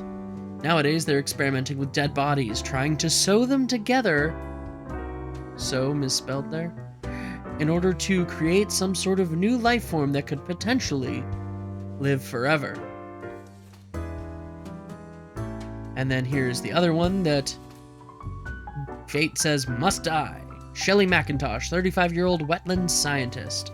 Shelley is a wetland scientist who recently moved into a little cottage in the swamp for science. They wander around the swamp in a frog costume, scaring lost hikers for entertainment. Recently, they noticed a suspicious hiker or hunter camping in the area. One moment, chat. I will be back in a second.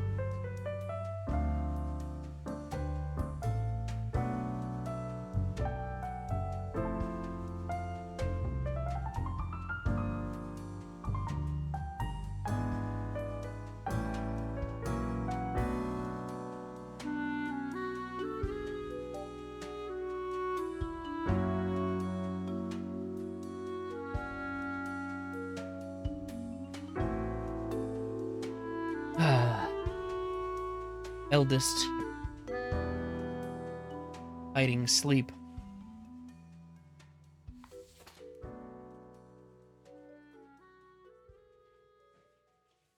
So, Ronald Kershid, 29-year-old firefighter. Ronald has been working as a firefighter since their late teens, pledging to give their life to protect the people of Cosmopolis City. In remarkable physical shape, they have been organizing athletic events for communities all over the country to raise awareness for fire safety. And then Tecumseh Gold, 65-year-old professor. Tecumseh is a renowned professor of mathematics who enjoys challenging their students with nigh unsolvable equations. It's the best way to force them into being more inventive and creative, they say. Lately, they've started tutoring a gifted janitor with a troubled past. And Robin Williams is their therapist. I mean, Goodwill Hunting. Vote, chat. 30 seconds. Does the professor live or die?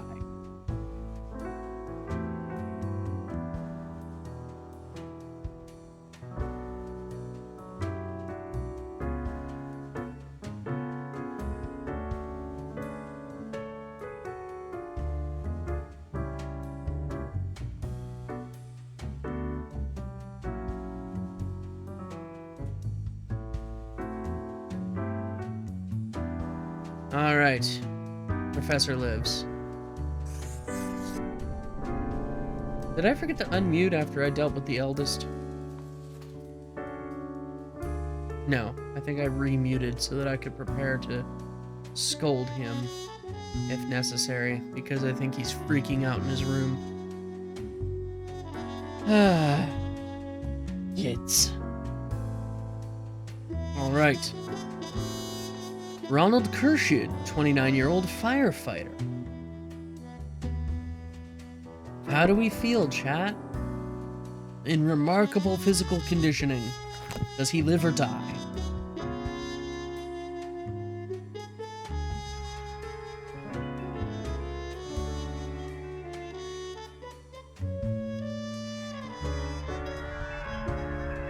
Yeah, I'm pretty sure that's a corpse.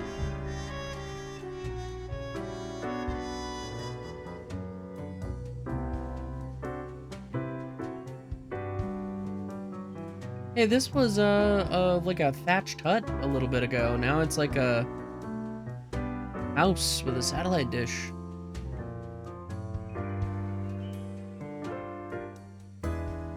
He gets to live. Understood. Chat likes firefighters. Yeah. Yeah, that's been there. Dove with an olive branch, peace flag, so I'm guessing there's plenty of peace there. I don't know, maybe this has to deal with the environment. Looks like I have a fairly healthy tree. Although it didn't like what we just did. Okay, here we go. Manuel Castellian, the 54-year-old doctor who is sewing SOW bodies together. What do you think, chat? Live or die?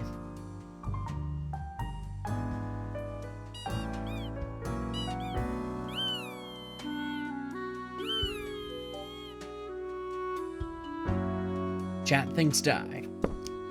Understood. Alright. And this one, you read this novel. This one's for all the marbles.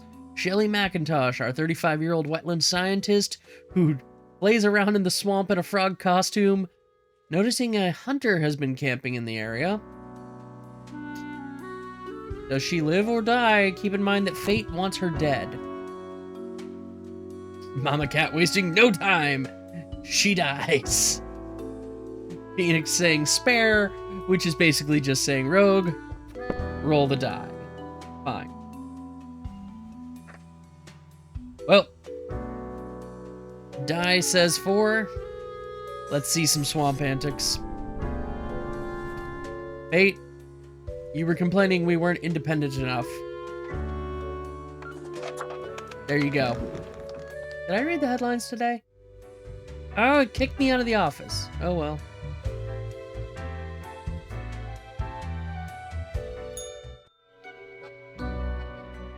Grim, my fellow colleague, I have been deliberating a matter. Perhaps you can be of assistance. I doubt it. Should I become a writer? I could write many compelling works of fiction. I am an antique, after all. I have much experience. Can't be any worse than some of the writers out there. Cannot be worse than what? What do you have in mind? You know, I tried this computer game where you talk to your boss a lot. Game writing? Come now. I hardly think that counts as a real art form. Looks at the player. I shall continue my contemplation. But for now, it is time for daily feedback. Yeah, we won't know the clickbait for today. You have marked fewer profiles than necessary. That is correct. No choice but to log a reprimand. Yeah. It is already your 3rd week here. I do not understand how this keeps happening.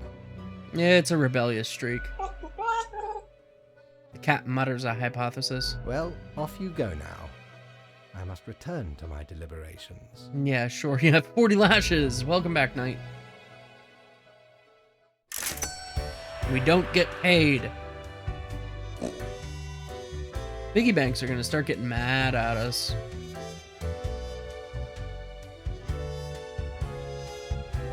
It wasn't me, Fate. It was the chat. The chat decided. Ye drive a hard bargain, matey. But Mortimer does love a good scuffle. Do ya?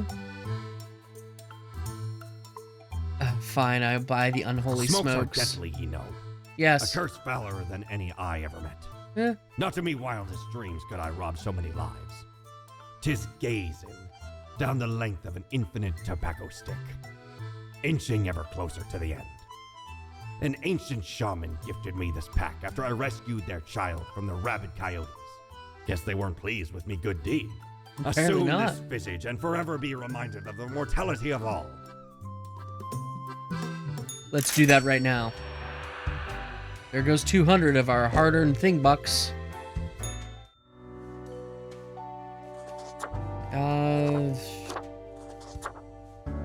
Gerald.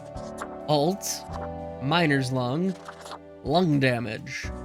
Smoking kills. Yeah, we'll go with smoking kills.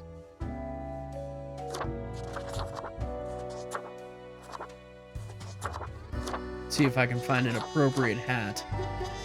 Yes. Yes, that looks good. You see the little cigarette there?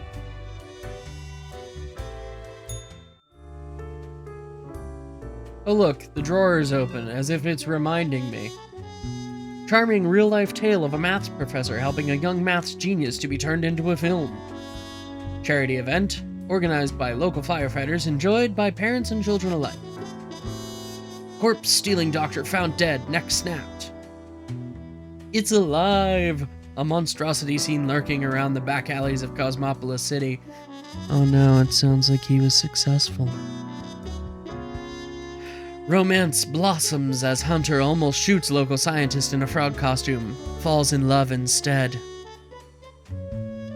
Yes, possibly a snuff film night. The living corpse is real and here to eat your children!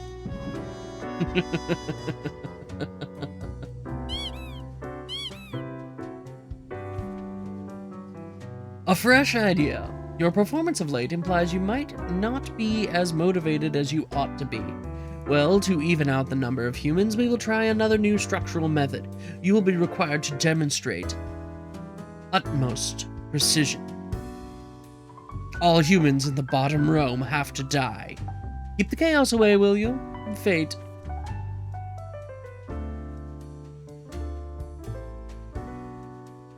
Well, we'll start with Emmanuel Snow, 32-year-old history teacher. What is history anyway? A collection of stories made up by those who have access to power, and even then, it's full of mistakes and errors. That is why Emmanuel has grown ever more interested in teaching alternate theories to their students. Louise Loyola, 19-year-old surfer. Louise is a rising star in the local surf league, who sometimes rides the waves in silly costumes for charity. Recently, they attended a Tiffany Tay concert where they found a lovely pair of green boots just lying around and took them home. It's the boots. He took the boots. Hector Hernandez, 84-year-old retiree. Hector produced and hosted a series of fun and educational television shows that revolved around being nice to people and making the world a better place. They won numerous awards and honors for their many good deeds. Mr. Rogers. Are we going to kill Mr. Rogers simply because he was on the bottom row? Blaze Masterson, 43-year-old helicopter pilot. Blaze works as the Prime Minister's personal helicopter pilot. They love flying so much they fly around all day, even when their employer doesn't need to go anywhere. All the money for fuel is taken from taxpayer funds. Kiji Sakai, 66-year-old retiree, made a fortune with their protein bar factory, allowing them to retire early. They decided to use their hard-earned fortune on helping the community, supplying the impoverished regions with free potato plants and helping them become self-sufficient. Adapa the First. Age, position, unemployed monstrosity. This is the bottom row. Top row is going over here. Alive or dead, this undead creation of Manuel Castellan usually hides either in the sewers of Cosmopolis City or in a cabin at the surrounding forests. They're eloquent and always interested in discussing existential philosophy, ideas surrounding life and death, for obvious reasons. And finally, Jewel Gray, 35-year-old biochemist. Jewel was born in the countryside, but moved to the big city to go to the university. They like rock concerts and bars, although their visits have fallen due to having substance abuse issues in the past. They're trying to find a cure for chicken flu. Monstrosity can join the masked manatee. Getting a superhero together. Well, we'll start with Jewel Gray here. Okay? 30 seconds, chat. Live or die.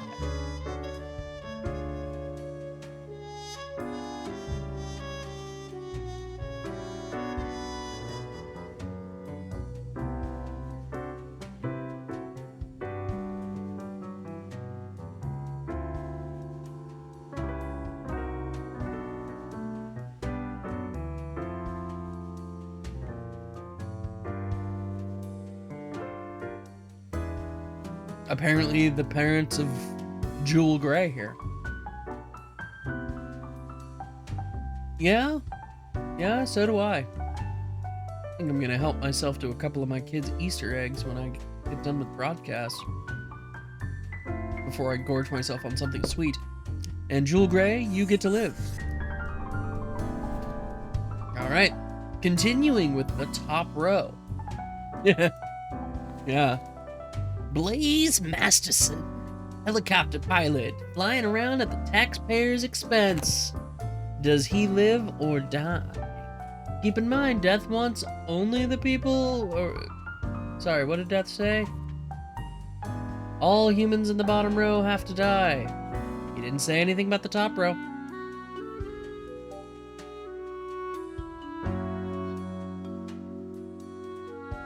Does it come down to the D6?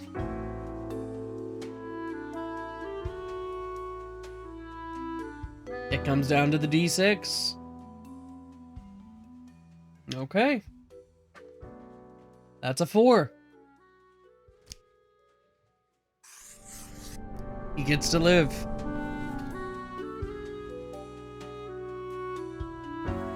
Keiji Sakai, 66-year-old retiree who provides potato plants to impoverished regions. Live or die, you be the judge.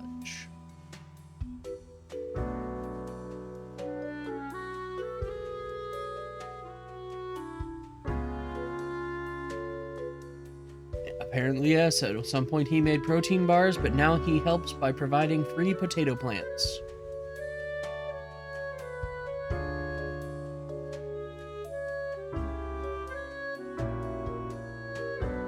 Knight says die, everyone else says live. Live it is. And Adapa the First, unemployed monstrosity who discusses existential philosophy. Live or die, chat. You decide. Phoenix coming down on the side of potatoes.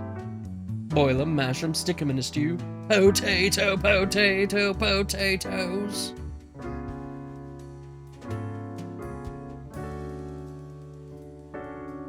Looks like we are planning on sparing. Oh wait, no, Nightbot swayed the vote.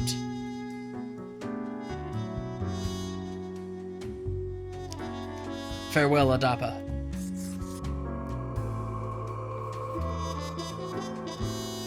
Does he even count as human? That's a good question. Alright, here's the bottom row. Fate wants us to mark all 3 of these profiles for death.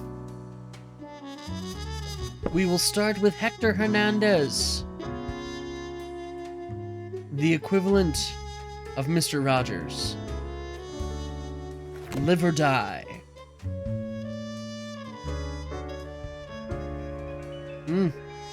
The Globe did not like us marking Adapa for death.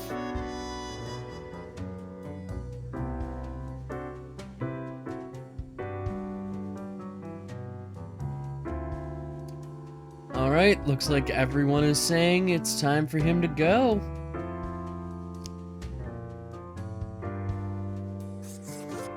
The corpse is gone, that's true.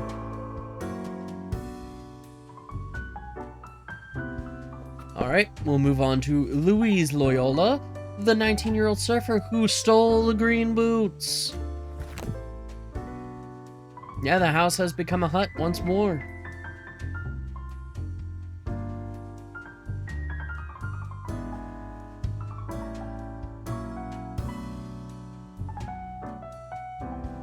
The green boots are cursed.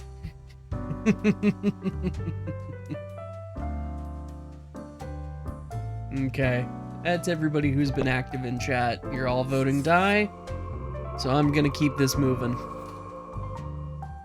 And finally, Emmanuel Slow, teacher of history? Question mark? Oh, the boots are responsible for the surfing skill? Okay.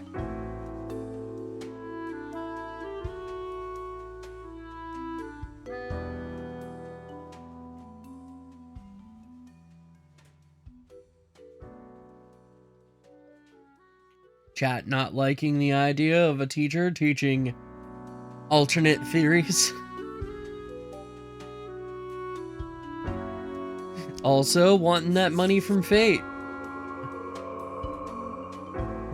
He may have a degree that ends in studies. Who knows? I did check the headlines for today. Let's go ahead and confirm our choices.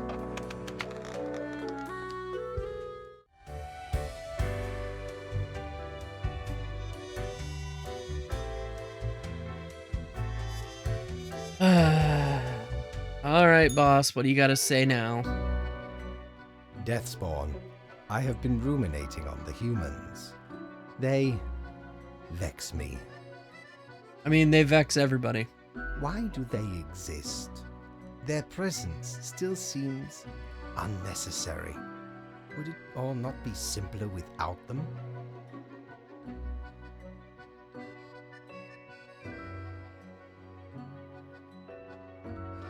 See, my answer to this would depend on the mood I am in. I'm gonna go with maybe, but it's not our call to make. We do still hold some control over the levers. Do we or don't we? Because every time I've asked this question, you've dodged it. Listen, I really don't see this line of thought going anywhere. Oh, never mind my ramblings. I acknowledge your patience and loyalty. I do have thoughts on loyalty. I am all ears, Grim. It's nothing special. No, I'm not gonna say that. It doesn't seem fair because I've basically got no agency. You have some when we are dealing with matters much greater than you? Maybe not, but it shouldn't be so one-sided. Such is the nature of loyalty. I guess, never mind then. Well, I appreciated the discourse. Good night. Whatever.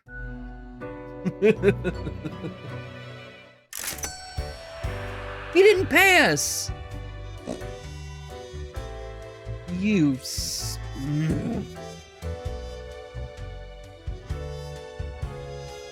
How dare you?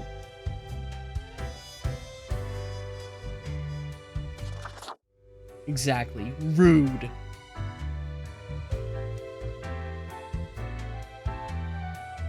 Well, we'll go see Morty. He's always good for a good time. Batten down the hatches.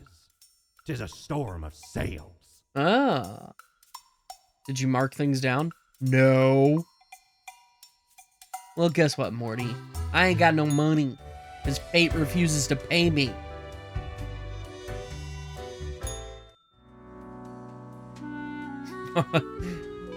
Phoenix just mourning the death of the monstrosity. Ah, I see. He meant sales as in S-A-I-L-S. Gotcha. Alright, a biochemist almost dies in a fire at work. They were able to get out by following a fleeing cat. Wait, a cat? Lady Poddington? Exactly. Are we saved? Young biochemist finds a vaccine for chicken flu. Chicken flu vaccine shots now free thanks to a donation from a local business. Citizens of Aria are getting healthier and happier due to increased potato consumption. Body of teacher found in a ravine after they went out to search for the existence of extraterrestrial life. City mourns loss as stomach cancer claims life of beloved television personality. Possible undead corpse person found at cabin. Cause of death unknown. Doctors infer whatever force kept corpse person together just wasn't strong enough. Body provides inspiration for tissue regeneration technology. Tragedy strikes as young surfer slips on pier, hits head, and dies. Their green boots wash off to sea. Fracking linked to earthquakes, new research confirms. And AI breakthrough imminent, promises founder of Transglobal Inc. Great.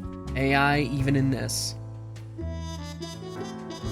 Tidings, Grim. Life should not be too predictable, do you not agree? We could use a little bit of alteration and alternation every so often, and I have developed just the thing for it. Every other profile has to die. Must now return to my research. Fate. So, is it every other, like, 1, 2, 3, 4, 5, 6, 7, 8, or 1, 2, 3, 4, 5, 6, 7, 8, or 1, 2, 3, 4? You see the dilemma here, chat. Well, we're just gonna do what we always do. Start by reading the profiles. Kermit Colt, the 58-year-old psychologist. Kermit has a warm heart, a kind-hearted personality, and does their best to help troubled youth and marginalized people. They are a community activist and run a private practice for cognitive behavioral therapy when they aren't dealing with their grandkids. Now, it is typical management. Instructions unclear. Rajesh Nakavi, 32-year-old oil fracker. Rajesh is in the fracking industry for the money, and no cries from environmentalists will make them rethink. They are determined to rise on the career ladder and someday become the boss of the fracking firm. Alessandro Melez, 87-year-old retiree. Despite their old age, Alessandro retired from working as a Viagra salesman, really, only a few years ago due to a lack of stamina for this high-energy role. Just gonna give you all a moment and let that sink in.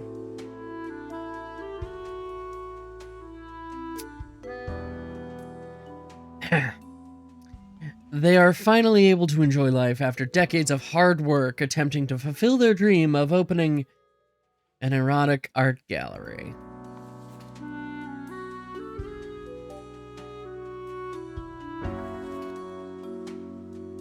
The sink needs a key. Wilton Singh, 39-year-old logistics coordinator. Wilton is a very proficient logistics coordinator. Their nickname at work is a smooth operator. They also apply these skills to managing 2 separate secret families. Zydrate comes in a little blue pill. A little blue pill? A little blue pill. Uhuru Firestone, 38-year-old homemaker. Uhuru decided to dedicate their life to taking care of their home and 2 children. Their partner is the sole breadwinner of the family, and although the kids are getting more independent, Uhuru has no intention of returning to work.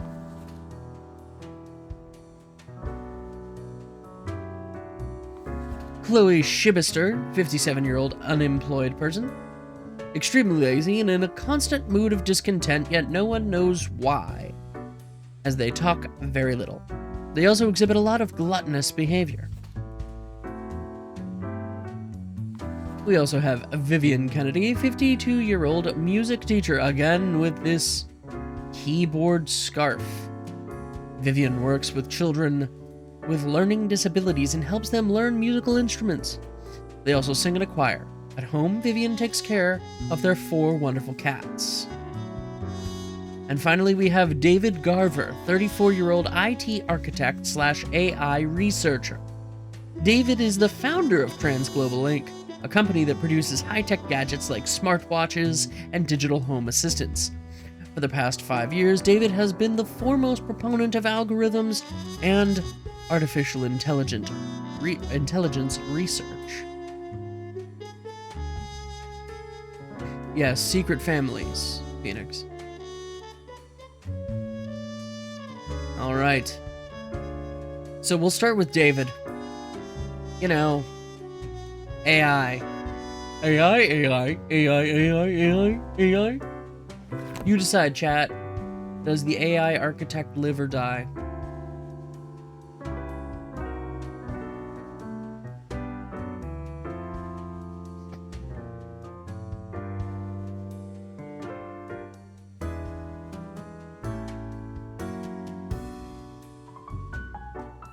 What does chat feel about AI?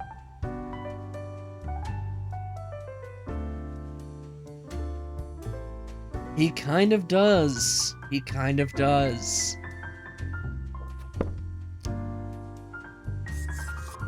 And he's going to die. Apparently, chat does not particularly like AI. That's fine, I'm not a huge fan myself. And so, Vivian. Vivian, do you get to live or do you get to die? Chat will decide, not me. Don't blame me, don't blame the rogue, it's not Rogue's fault.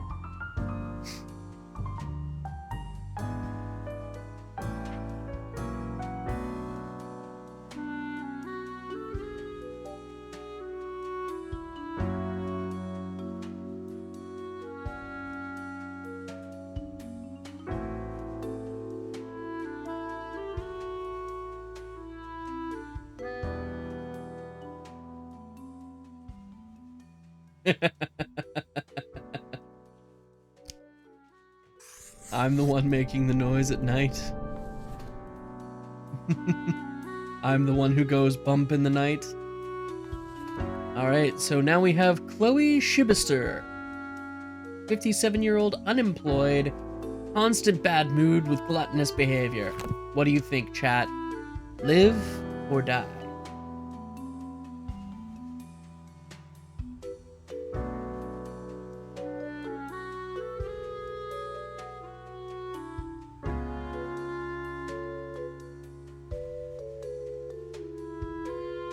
Doesn't say, Knight. Doesn't say.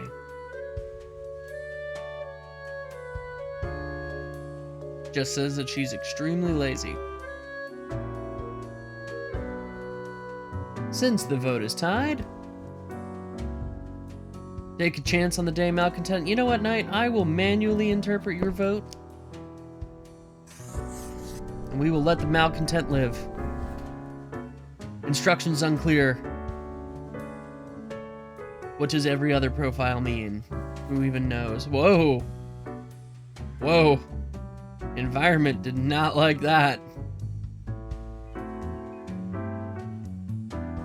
Alright, Uhuru Firestone, 38-year-old homemaker. What do you think, chat? Live or die? Yes, there is a 30-second timer on every vote. Just so that we can keep things moving.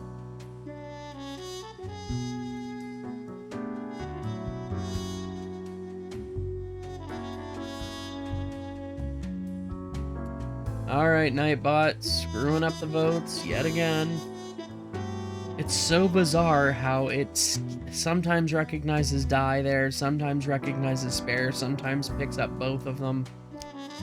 But that's a 2-to-1 for death.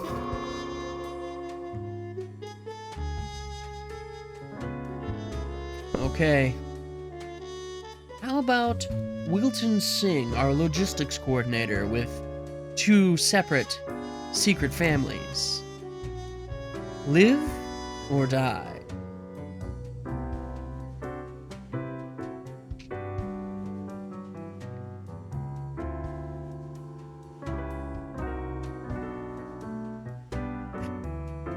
Chat not on the side of the Holly family man. Very well.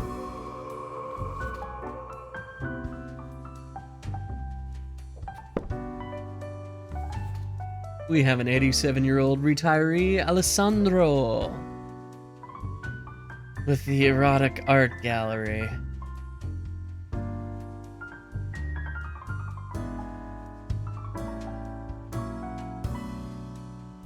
Go ahead and start your voting.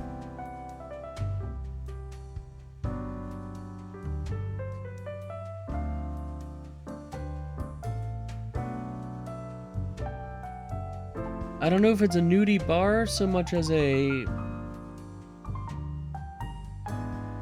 porn gallery. Well, it says erotic art, so it could be considered artistic, right?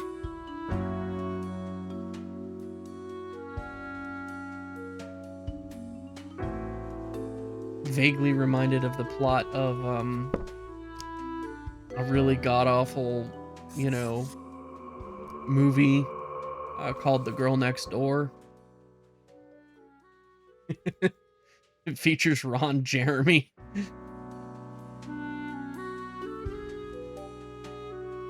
Anyway,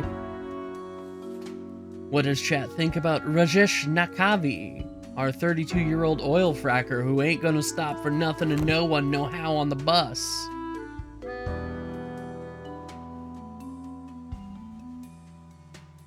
You doubt it's artistic, Phoenix?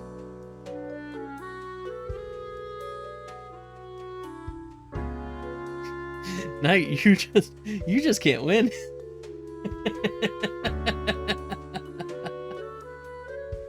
Cat clearly caring about the environment tonight.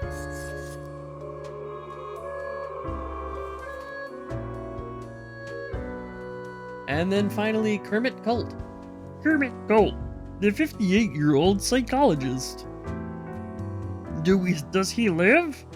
Or does he die? Chat will decide. It's not easy being green.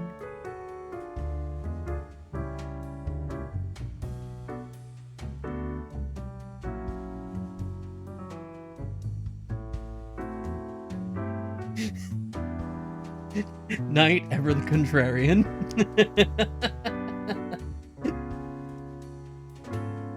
Don't blame my Kermit impression for his death. Well, thank you, Phoenix. I'm glad you approve. I've spent a long time working on it.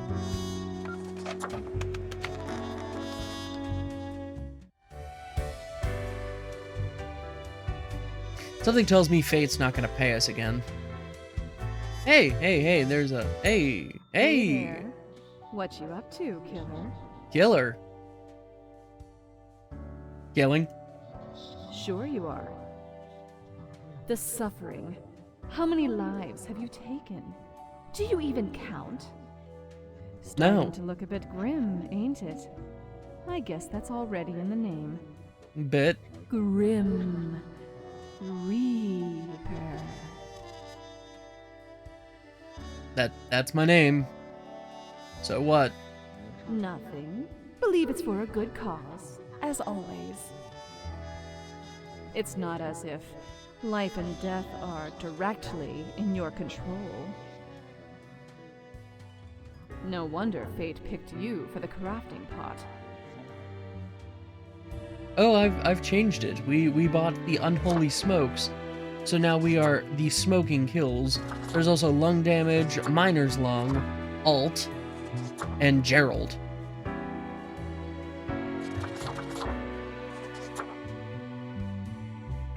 Yes, we're wearing a skin suit.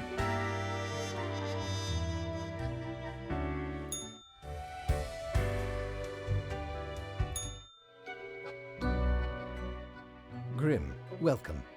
Remember when I told you of my idea to become an author? I think I have reached a conclusion. Is this really what my job has come to? I am sorry. Am I taking up too much of your precious time with my insignificant fancies? Yes. Now listen. No. Pay me. Truly, I have decided to set myself upon the path of grand artistry. I shall compose a novel most illustrious, one that will explain everything. Cool. Can I read it? Certainly. Once it is finished, you will be the recipient of the first copy of the first printing. Bring me sugar. In water. Anyway, we have some official business to take care of, yes? A tedium of profiles. Indeed, tedium. Alas, you have marked more deaths than necessary. I just overcorrected. It's fine. A reprimand will be noted down. Let not your attention be diverted from the tasks at hand. Be attentive. How about you pay me for my job? Now I bid thee goodbye. The inaugural words of the greatest novel of all time will be engraved tonight. Sure.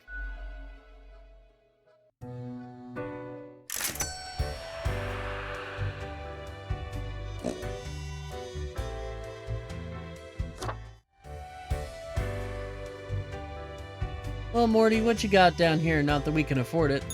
Cord blimey! I know, right? You're He looting. tells us to be more Oh, independent, and then, you know...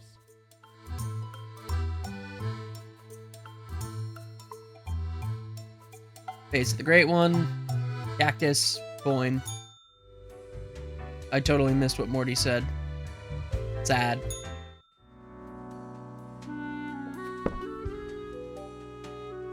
Before we get started, let's read our headlines. Dozens of jobs lost after catastrophic cargo mismanagement. Oh no! These two had no idea they were married to the same person until this funeral dispute. Damages from fracking deemed too excessive and expensive. Government vows to shift towards developing better renewable energy sources. Transglobal Inc. founder and CEO found dead at home. Cause of death? Drug overdose. Perhaps ketamine. Investigators find plans for a massive surveillance system at the home of dead tech wizard. They're always the problem. Editorial by youth psychologist inspires anti-bullying movement. Frolics looks to expand with new department for machine learning, creating thousands of new jobs. And you see what I did there? Genius exec gives tips on how to start your own Luxor 500 company. What does fate have to say today? I will keep this short, I notice. Too much disease and warfare. Really? Really? Too much disease and warfare.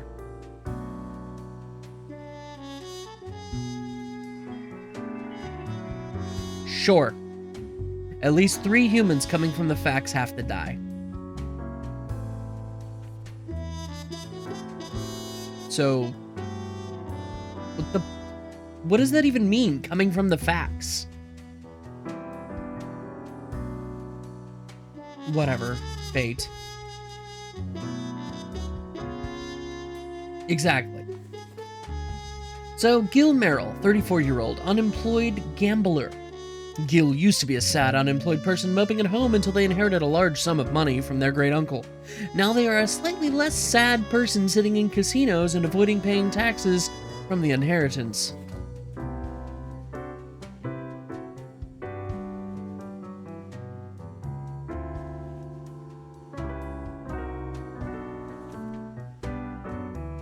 Oh, yeah. Last 3. Okay, yeah.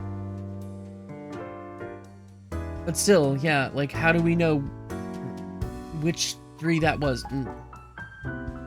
Whatever, fate. Nikolai Felsher, 28-year-old caterer. Nikolai has become quite well known in the catering industry, creating experimental yet delicious menus for a variety of events. Recently, they attended a funeral and immediately hit it off with the widow, the new romance starting to eclipse the catering duties. Yeah, perhaps it is whatever 3 we want. January Hill, 43-year-old entertainment studio CEO / ex-actor. An honor roll student, a blockbuster actor, now CEO of Frolics Productions. January has always been ambitious. They started an affair with Frolics' founder as their dreams of the future aligned. January now strives for Frolics content to reach all of mankind so everyone could assimilate their company's great core values. What are those core values? No one knows. Zia Al-Fulan, 31-year-old IT security. Zia spends most of their time at work reprimanding everyone. In their free time, they're developing a quantum firewall, hoping that this piece of technology will help them get rich and go down in history. It'd also mean they could stop yelling at people due to bad passwords. Sanskar Lajwani, 41-year-old kitchen manager. Sanskar is a lonely person going through a rough patch in life and have thus become much sloppier when it comes to checking if new hires are trained on food prep and proper kitchen safety techniques. They've got better things to think about. Besides, what could go wrong? Amaryllis Thombergen, 33-year-old librarian. Amaryllis is a chronically exhausted librarian who actually has 3 master's degrees, but no doctorate. They also engage in a variety of hobbies, but tend to quickly give up on non-academic things. They have a sharp mind, which others often see as too sarcastic. And then finally, Zain Al-Lassia, 63-year-old industrialist. Zane used to be a powerlifter until they graduated university as a late bloomer at the age of 45. Since then, they have made a huge name for themselves as a powerhouse innovator in natural resource processing. Zane's many enterprises are trendsetters, several global industry branches, and... Okay, it's not just me, that sentence is funky. Zane's many enterprises are trendsetters, several global industry branches, and look to make records in manufacturing output. Alright. That was certainly a profile. Did you, Phoenix? Well, we'll start with Zane Alicia here. Former powerlifter. Now, industrialist. Does he live? Do they die?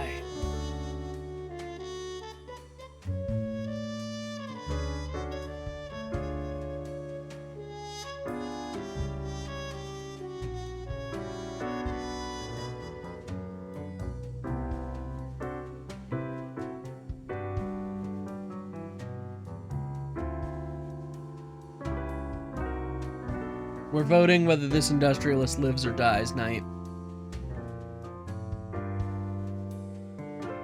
And the vote currently stands at 2 votes for live.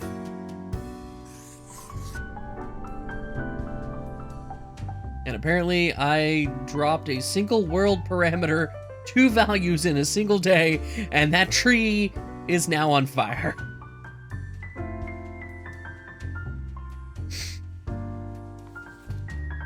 Okay. Well.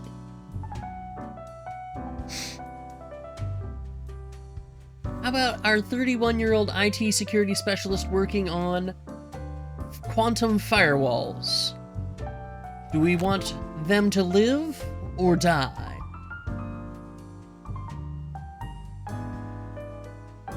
Well, Knight, that sounds like a you problem.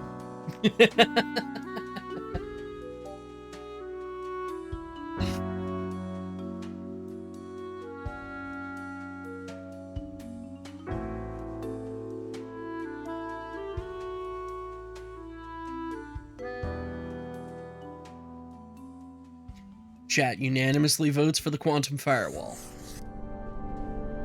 And look at that, we've put little plus signs by the house. Still love that the tree is on fire. Alright. Our kitchen manager who's getting sloppy with his training. Live or die, chat?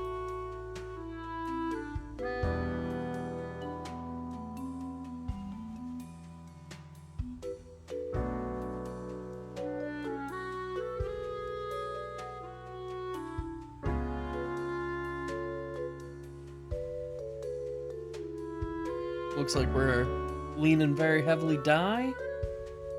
Fair. Guy's gonna kill somebody.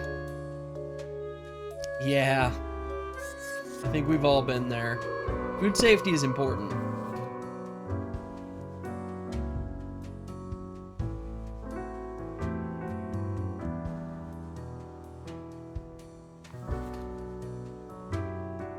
So, Amaryllis Thumbergen, librarian with 3 master's degrees but no doctorate.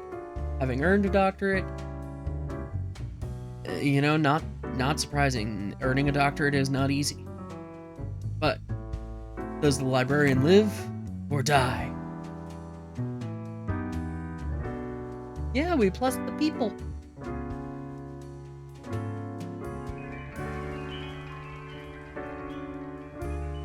Also, the little snowflakes are no longer like little pointy diamond things. They're little blobs. I wonder if that means something.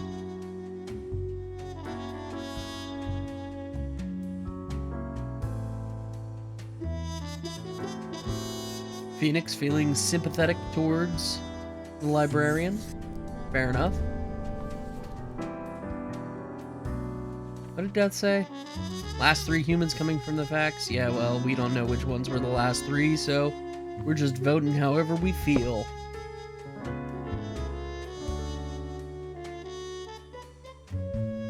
Yeah, there are 2 people with doctor's bags now. Alright, chat, how about our unemployed gambler dodging taxes? What do you think? Live or die?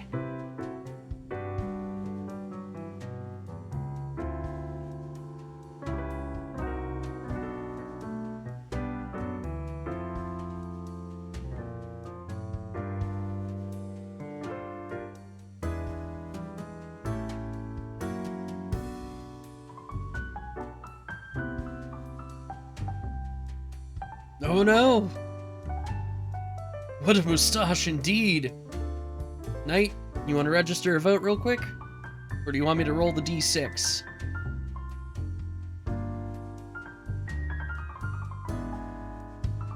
You say die? Alright. That's what you get for trying to dodge your taxes! Alright. Well, chat, what do you think? We have a caterer here who is crushing on a widow from a funeral. Live or die?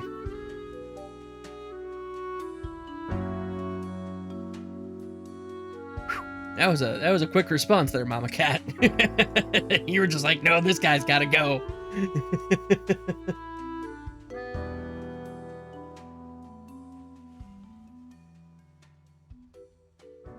Phoenix says spare.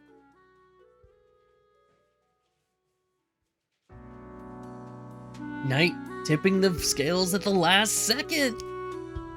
He gets to live. He's in love. Is it love, though? Could just be a crush. Alright, last but not least, January Hill. Frolics Productions. Remember, Frolics is looking to expand with new department for machine learning. Machine learning. Sounds like AI chat. Mama Cat throwing the die up before I even start the poll. That's how much she hates AI.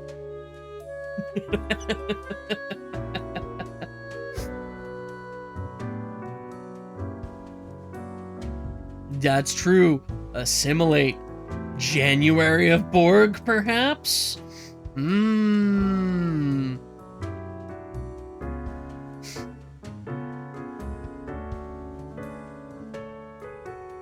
Could be the Borg Queen. Knight throwing that spare in at the last second. We'll confirm those choices and we will move on.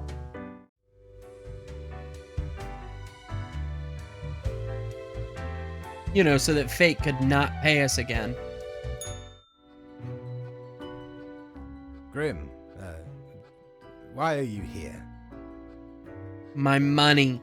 Oh, right. The daily... always in positions when I have important research to perform. You could just pay me. Let us get on with it. He said the thing! I see the exact amount of profiles necessary. Good job, I guess. Thanks. Yes. That should suffice, I imagine. Fine by me, I'll go rest. Grand. Goodbye, Grim. The muse beckons. Good, he paid us. What a jerk. Still don't have enough for this. But we have enough for the coin. Let's go ahead and buy the coin. To the ruthless Corsair Thaddeus Thatcher, this one. 'Tis the last existing item of a lost civilization. Mad Thad landed in their village, gathered up each and every one, sage and king and beggar alike, and lets lazy luck through this very coin cast judgment on all. About half the civilization died that day, the rest doomed to a slow extinction. Then my crew laid upon Thad's war gallery near the gorge of Telenor. The battle was merciless, but the treasure was most exquisite. It looks that way. 'Tis useful if ye can't decide what to eat for dinner.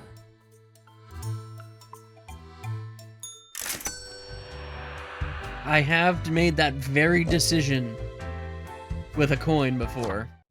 What am I going to eat for dinner? Flip a coin.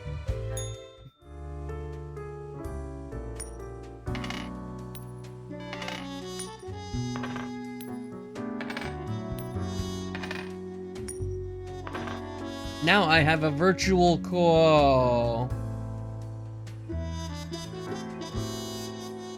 It's on fire, chat. We've literally set the world on fire.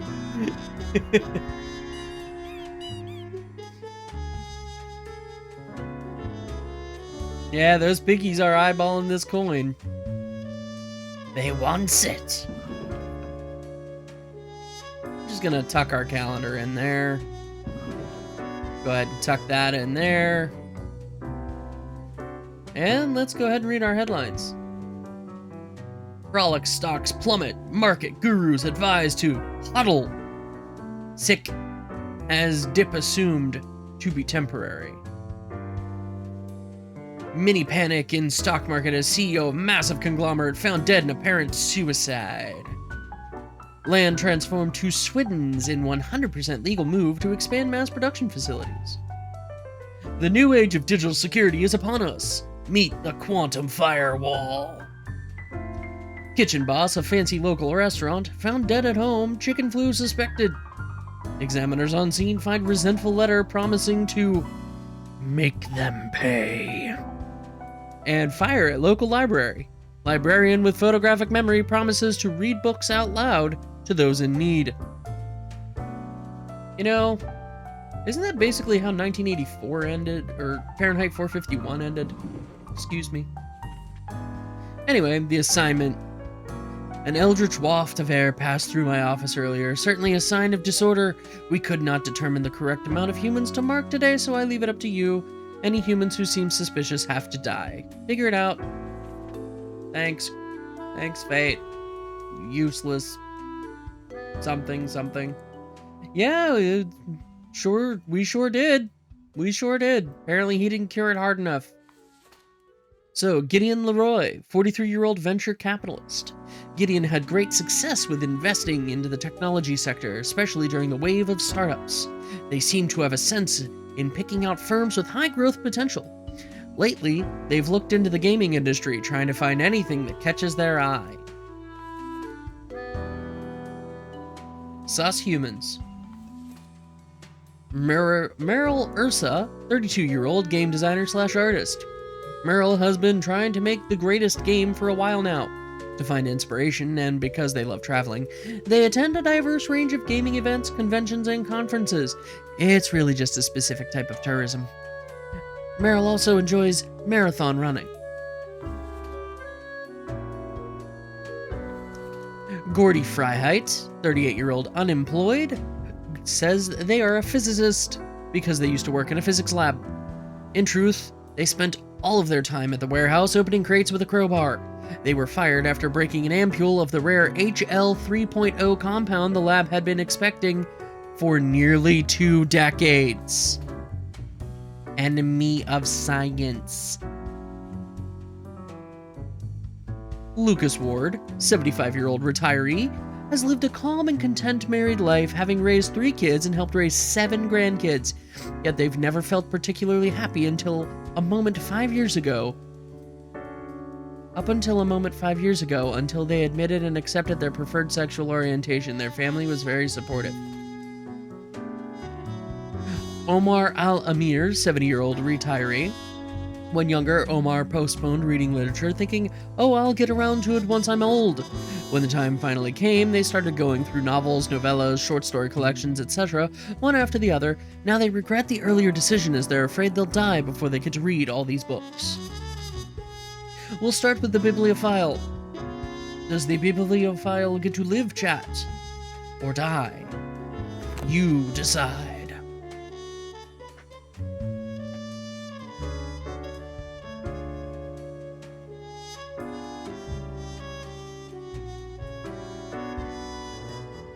Phoenix and Mama Cat saying, no, give them a chance to read their books. Their precious books.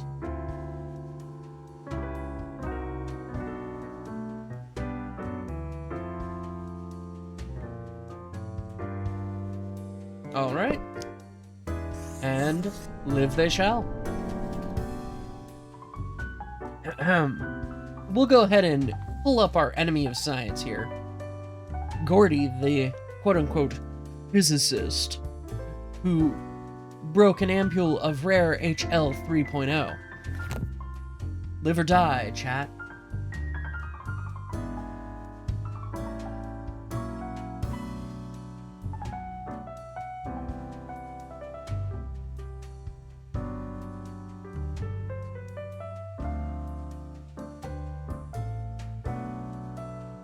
Chat coming down hard on the enemy of science. I'm a fan. I know that if I had been waiting for almost 2 decades for a compound to arrive,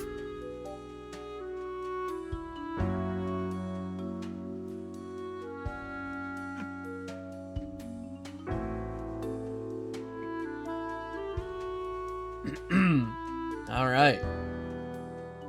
Now, Lucas Ward.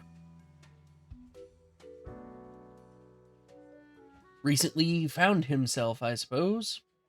Live or die.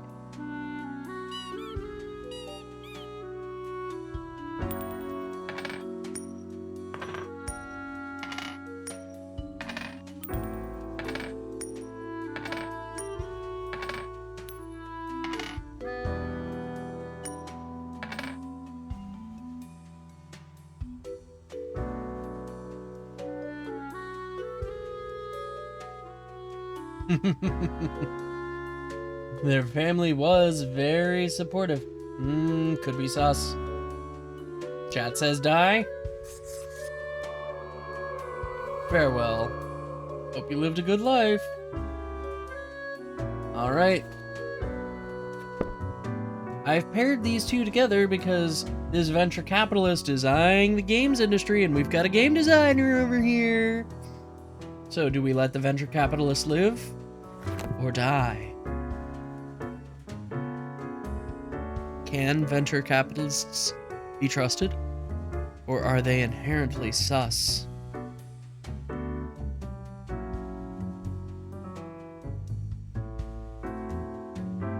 Chat says they are inherently sus.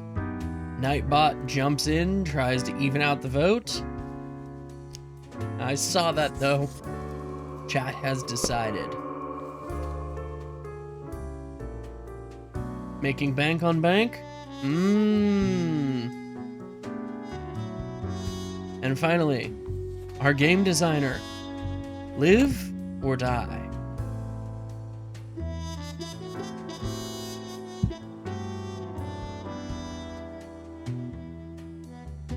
Ow, I just hit my microphone stand.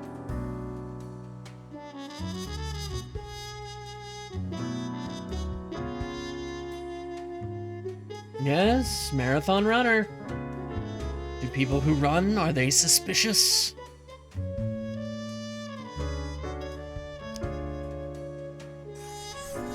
Well, not suspicious enough, according to chat.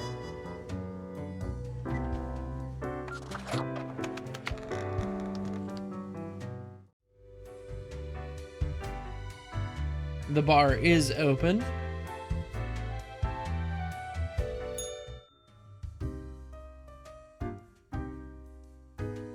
Interesting.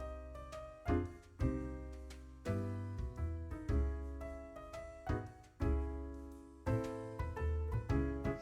going to take a quick break, and then we will talk to our 2 patrons at the bar.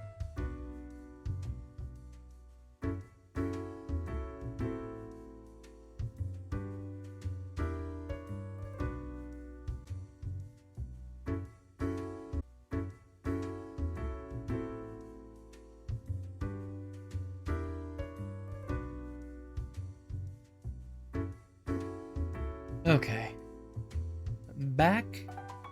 And I think after we speak with these 2, that will probably do for the broadcast for tonight. Look at that. It's a hatchling. I guess they let all sorts work here nowadays. The assemblage must be decaying. What's that supposed to mean? Yet one must welcome the dregs, one must. What brings you to Florian, the Eradicator? You sound like a pompous ass. My, the fangs on this one. Maybe you'll finally be the one who doesn't turn out to be a pushover. Don't imagine I'll take you under my wing, though. I don't need an oblivious apprentice who can't figure out which end of the marker to use. I really don't like this person. Still, fate expects us to be polite to one's colleagues because it advances synergy and improves long-term morale. And other corporate buzzwords. You all can't see this, but I am making the face of Michael Bolton from Office Space. I suppose I must then do my best to enlighten you on whatever matters are bothering you today. I do like the guitar, kerrang in the background. What do you think of fate? A capable bureaucrat, but lately seems to be losing his way. Too much faffing around with pointless minutia. And the fondness for regulations. I've always said we should be able to mark people to death more freely. But no, always with these limitations. I am the best and brightest of the bunch. When I aim for the jugular, I do not miss. Okay. With blood and guts, I will paint my magnum opus on the canvas of cosmos. Ooh, you're so avant-garde. All flesh is temporary. We here provide the herd with an escape from their meat prison. It is called salvation, or at least the closest thing they'll ever get. Are you implying you mark people to death all the time? Of course not. Rules to follow and quotas to fill, as we all must, even if I consider management far too lenient. Watch out, we got an edgelord over here. To enjoy every slash and stab. Take pride in a successful exit. Sure. That is what we are born to do, yes. We Deathbringers. All have to die.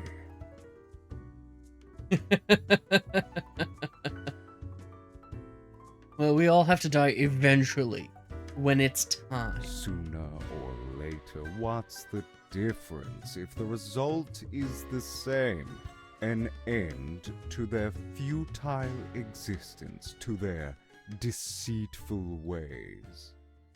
Humans are pretense and artifice, forever causing misery to each other. My way would bring less pain. You could for even all. say, perhaps, a miserable little pile of secrets. Oh, sorry, no, that's just one vampire's perspective. I'm leaving. Can't say it was a pleasure talking to you. Hatchling. Lessons learned, off you go.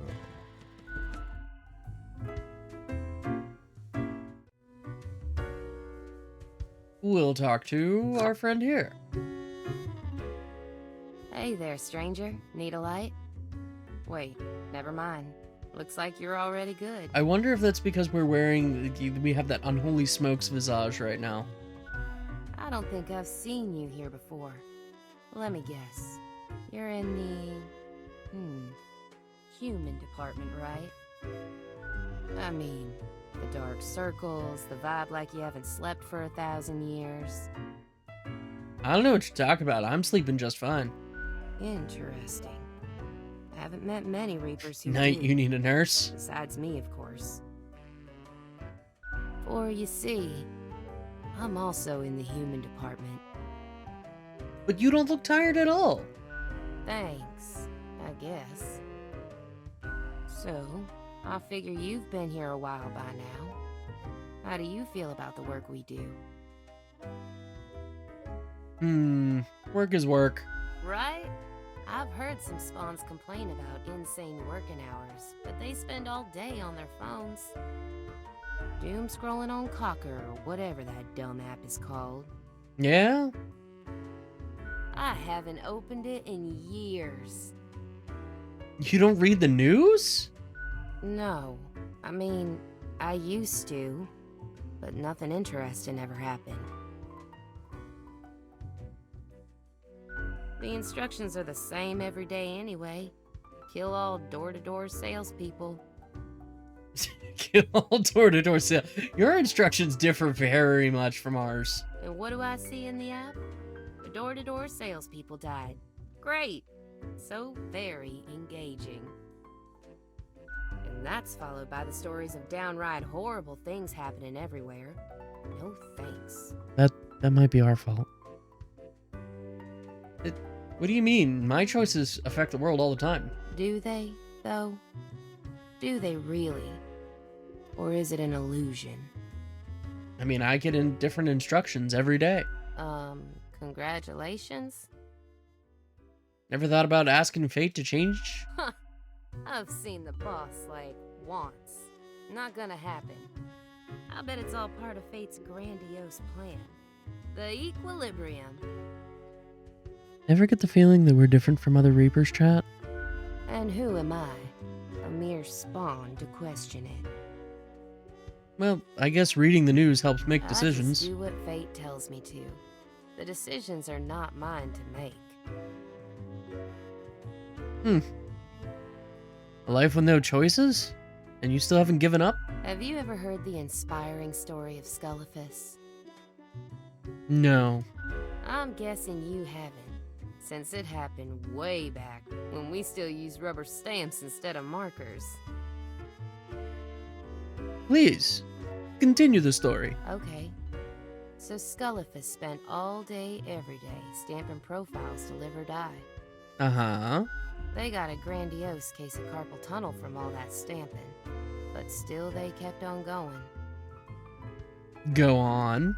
Every day they'd receive a heap of new profiles, which were basically the same as the ones they'd stamped the day before. Almost as if powering through the carpal tunnel wasn't making any difference. Almost as if it wasn't worth it. Sound familiar?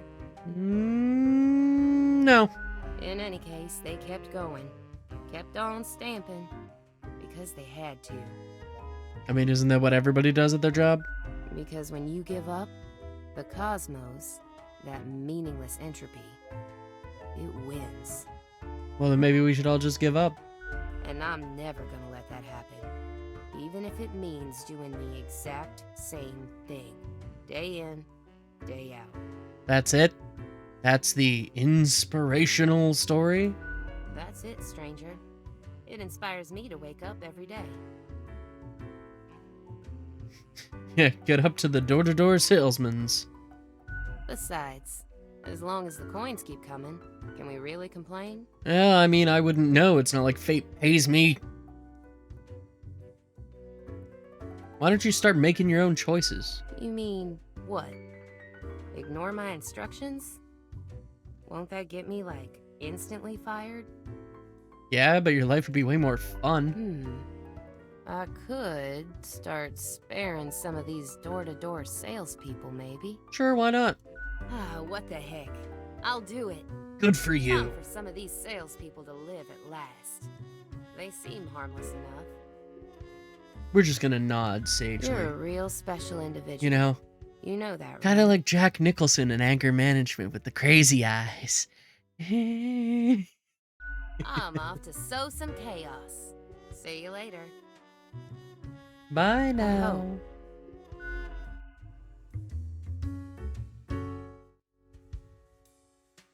Barkeep? What you got for us, Barkeep? If it isn't the young Grimster. Back again to delight my eye. Oh, so 3 weeks down already. That's quite an achievement. Yeah. Say, how's the grind been treating you since our last chat? Same as usual. Doesn't that make you suspicious? All Should of it? Lumbering onward, unceasing, unfeeling, a deadly machine grinding lives to dust? Isn't that the way of the universe? Pretty spooky, if you ask me. What if the choices made were incorrect? I'm fine with what I'm given. I'd call that comfortable complacency. Indeed. One ought to heed instincts in collaboration with reason. Sounds twice as powerful to me, yeah? Maybe. But what do I know? I'm just the barkeep. So what can I get you? What about Florian? That one? Heck. What can I say that you won't glean on your own? They try to act all suave on the surface, but truth be told, they're a proper jerk. I think we gathered that. At least when it comes to the job. Can't say I trust their judgment too much. Yeah, they don't seem responsible. You'd think your profession needed conscientious workers, right? You would think.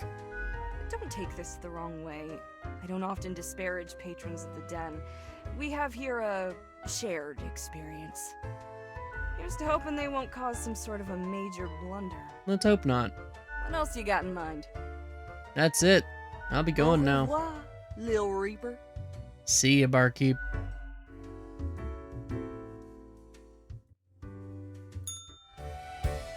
And I think that will do it for tonight's broadcast. Well, we'll go to Fate's office first. You.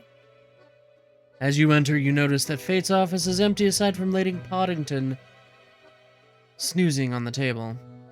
Spiteful jerk. The old-fashioned phone suddenly rings with an ear-piercing metallic clatter. A familiar voice calls from the static. Haha, Grim, jolly good. As you may have noticed, I am absent. I decided for a short vacation. Again? It is a weekend, after all, and the free time will be essential for research. For the novel, yes? Fine by me, I just need the daily review. But what of the conduct overview, you may be thinking? Can he hear me? To be honest, I cannot be bothered at the moment. I am certain you have done well enough. Great. Now, I must go submerge myself. Toodles, Grim. He better pay me. Good, he paid me my money. Anyway, that will do for tonight's broadcast. It has been a pleasure.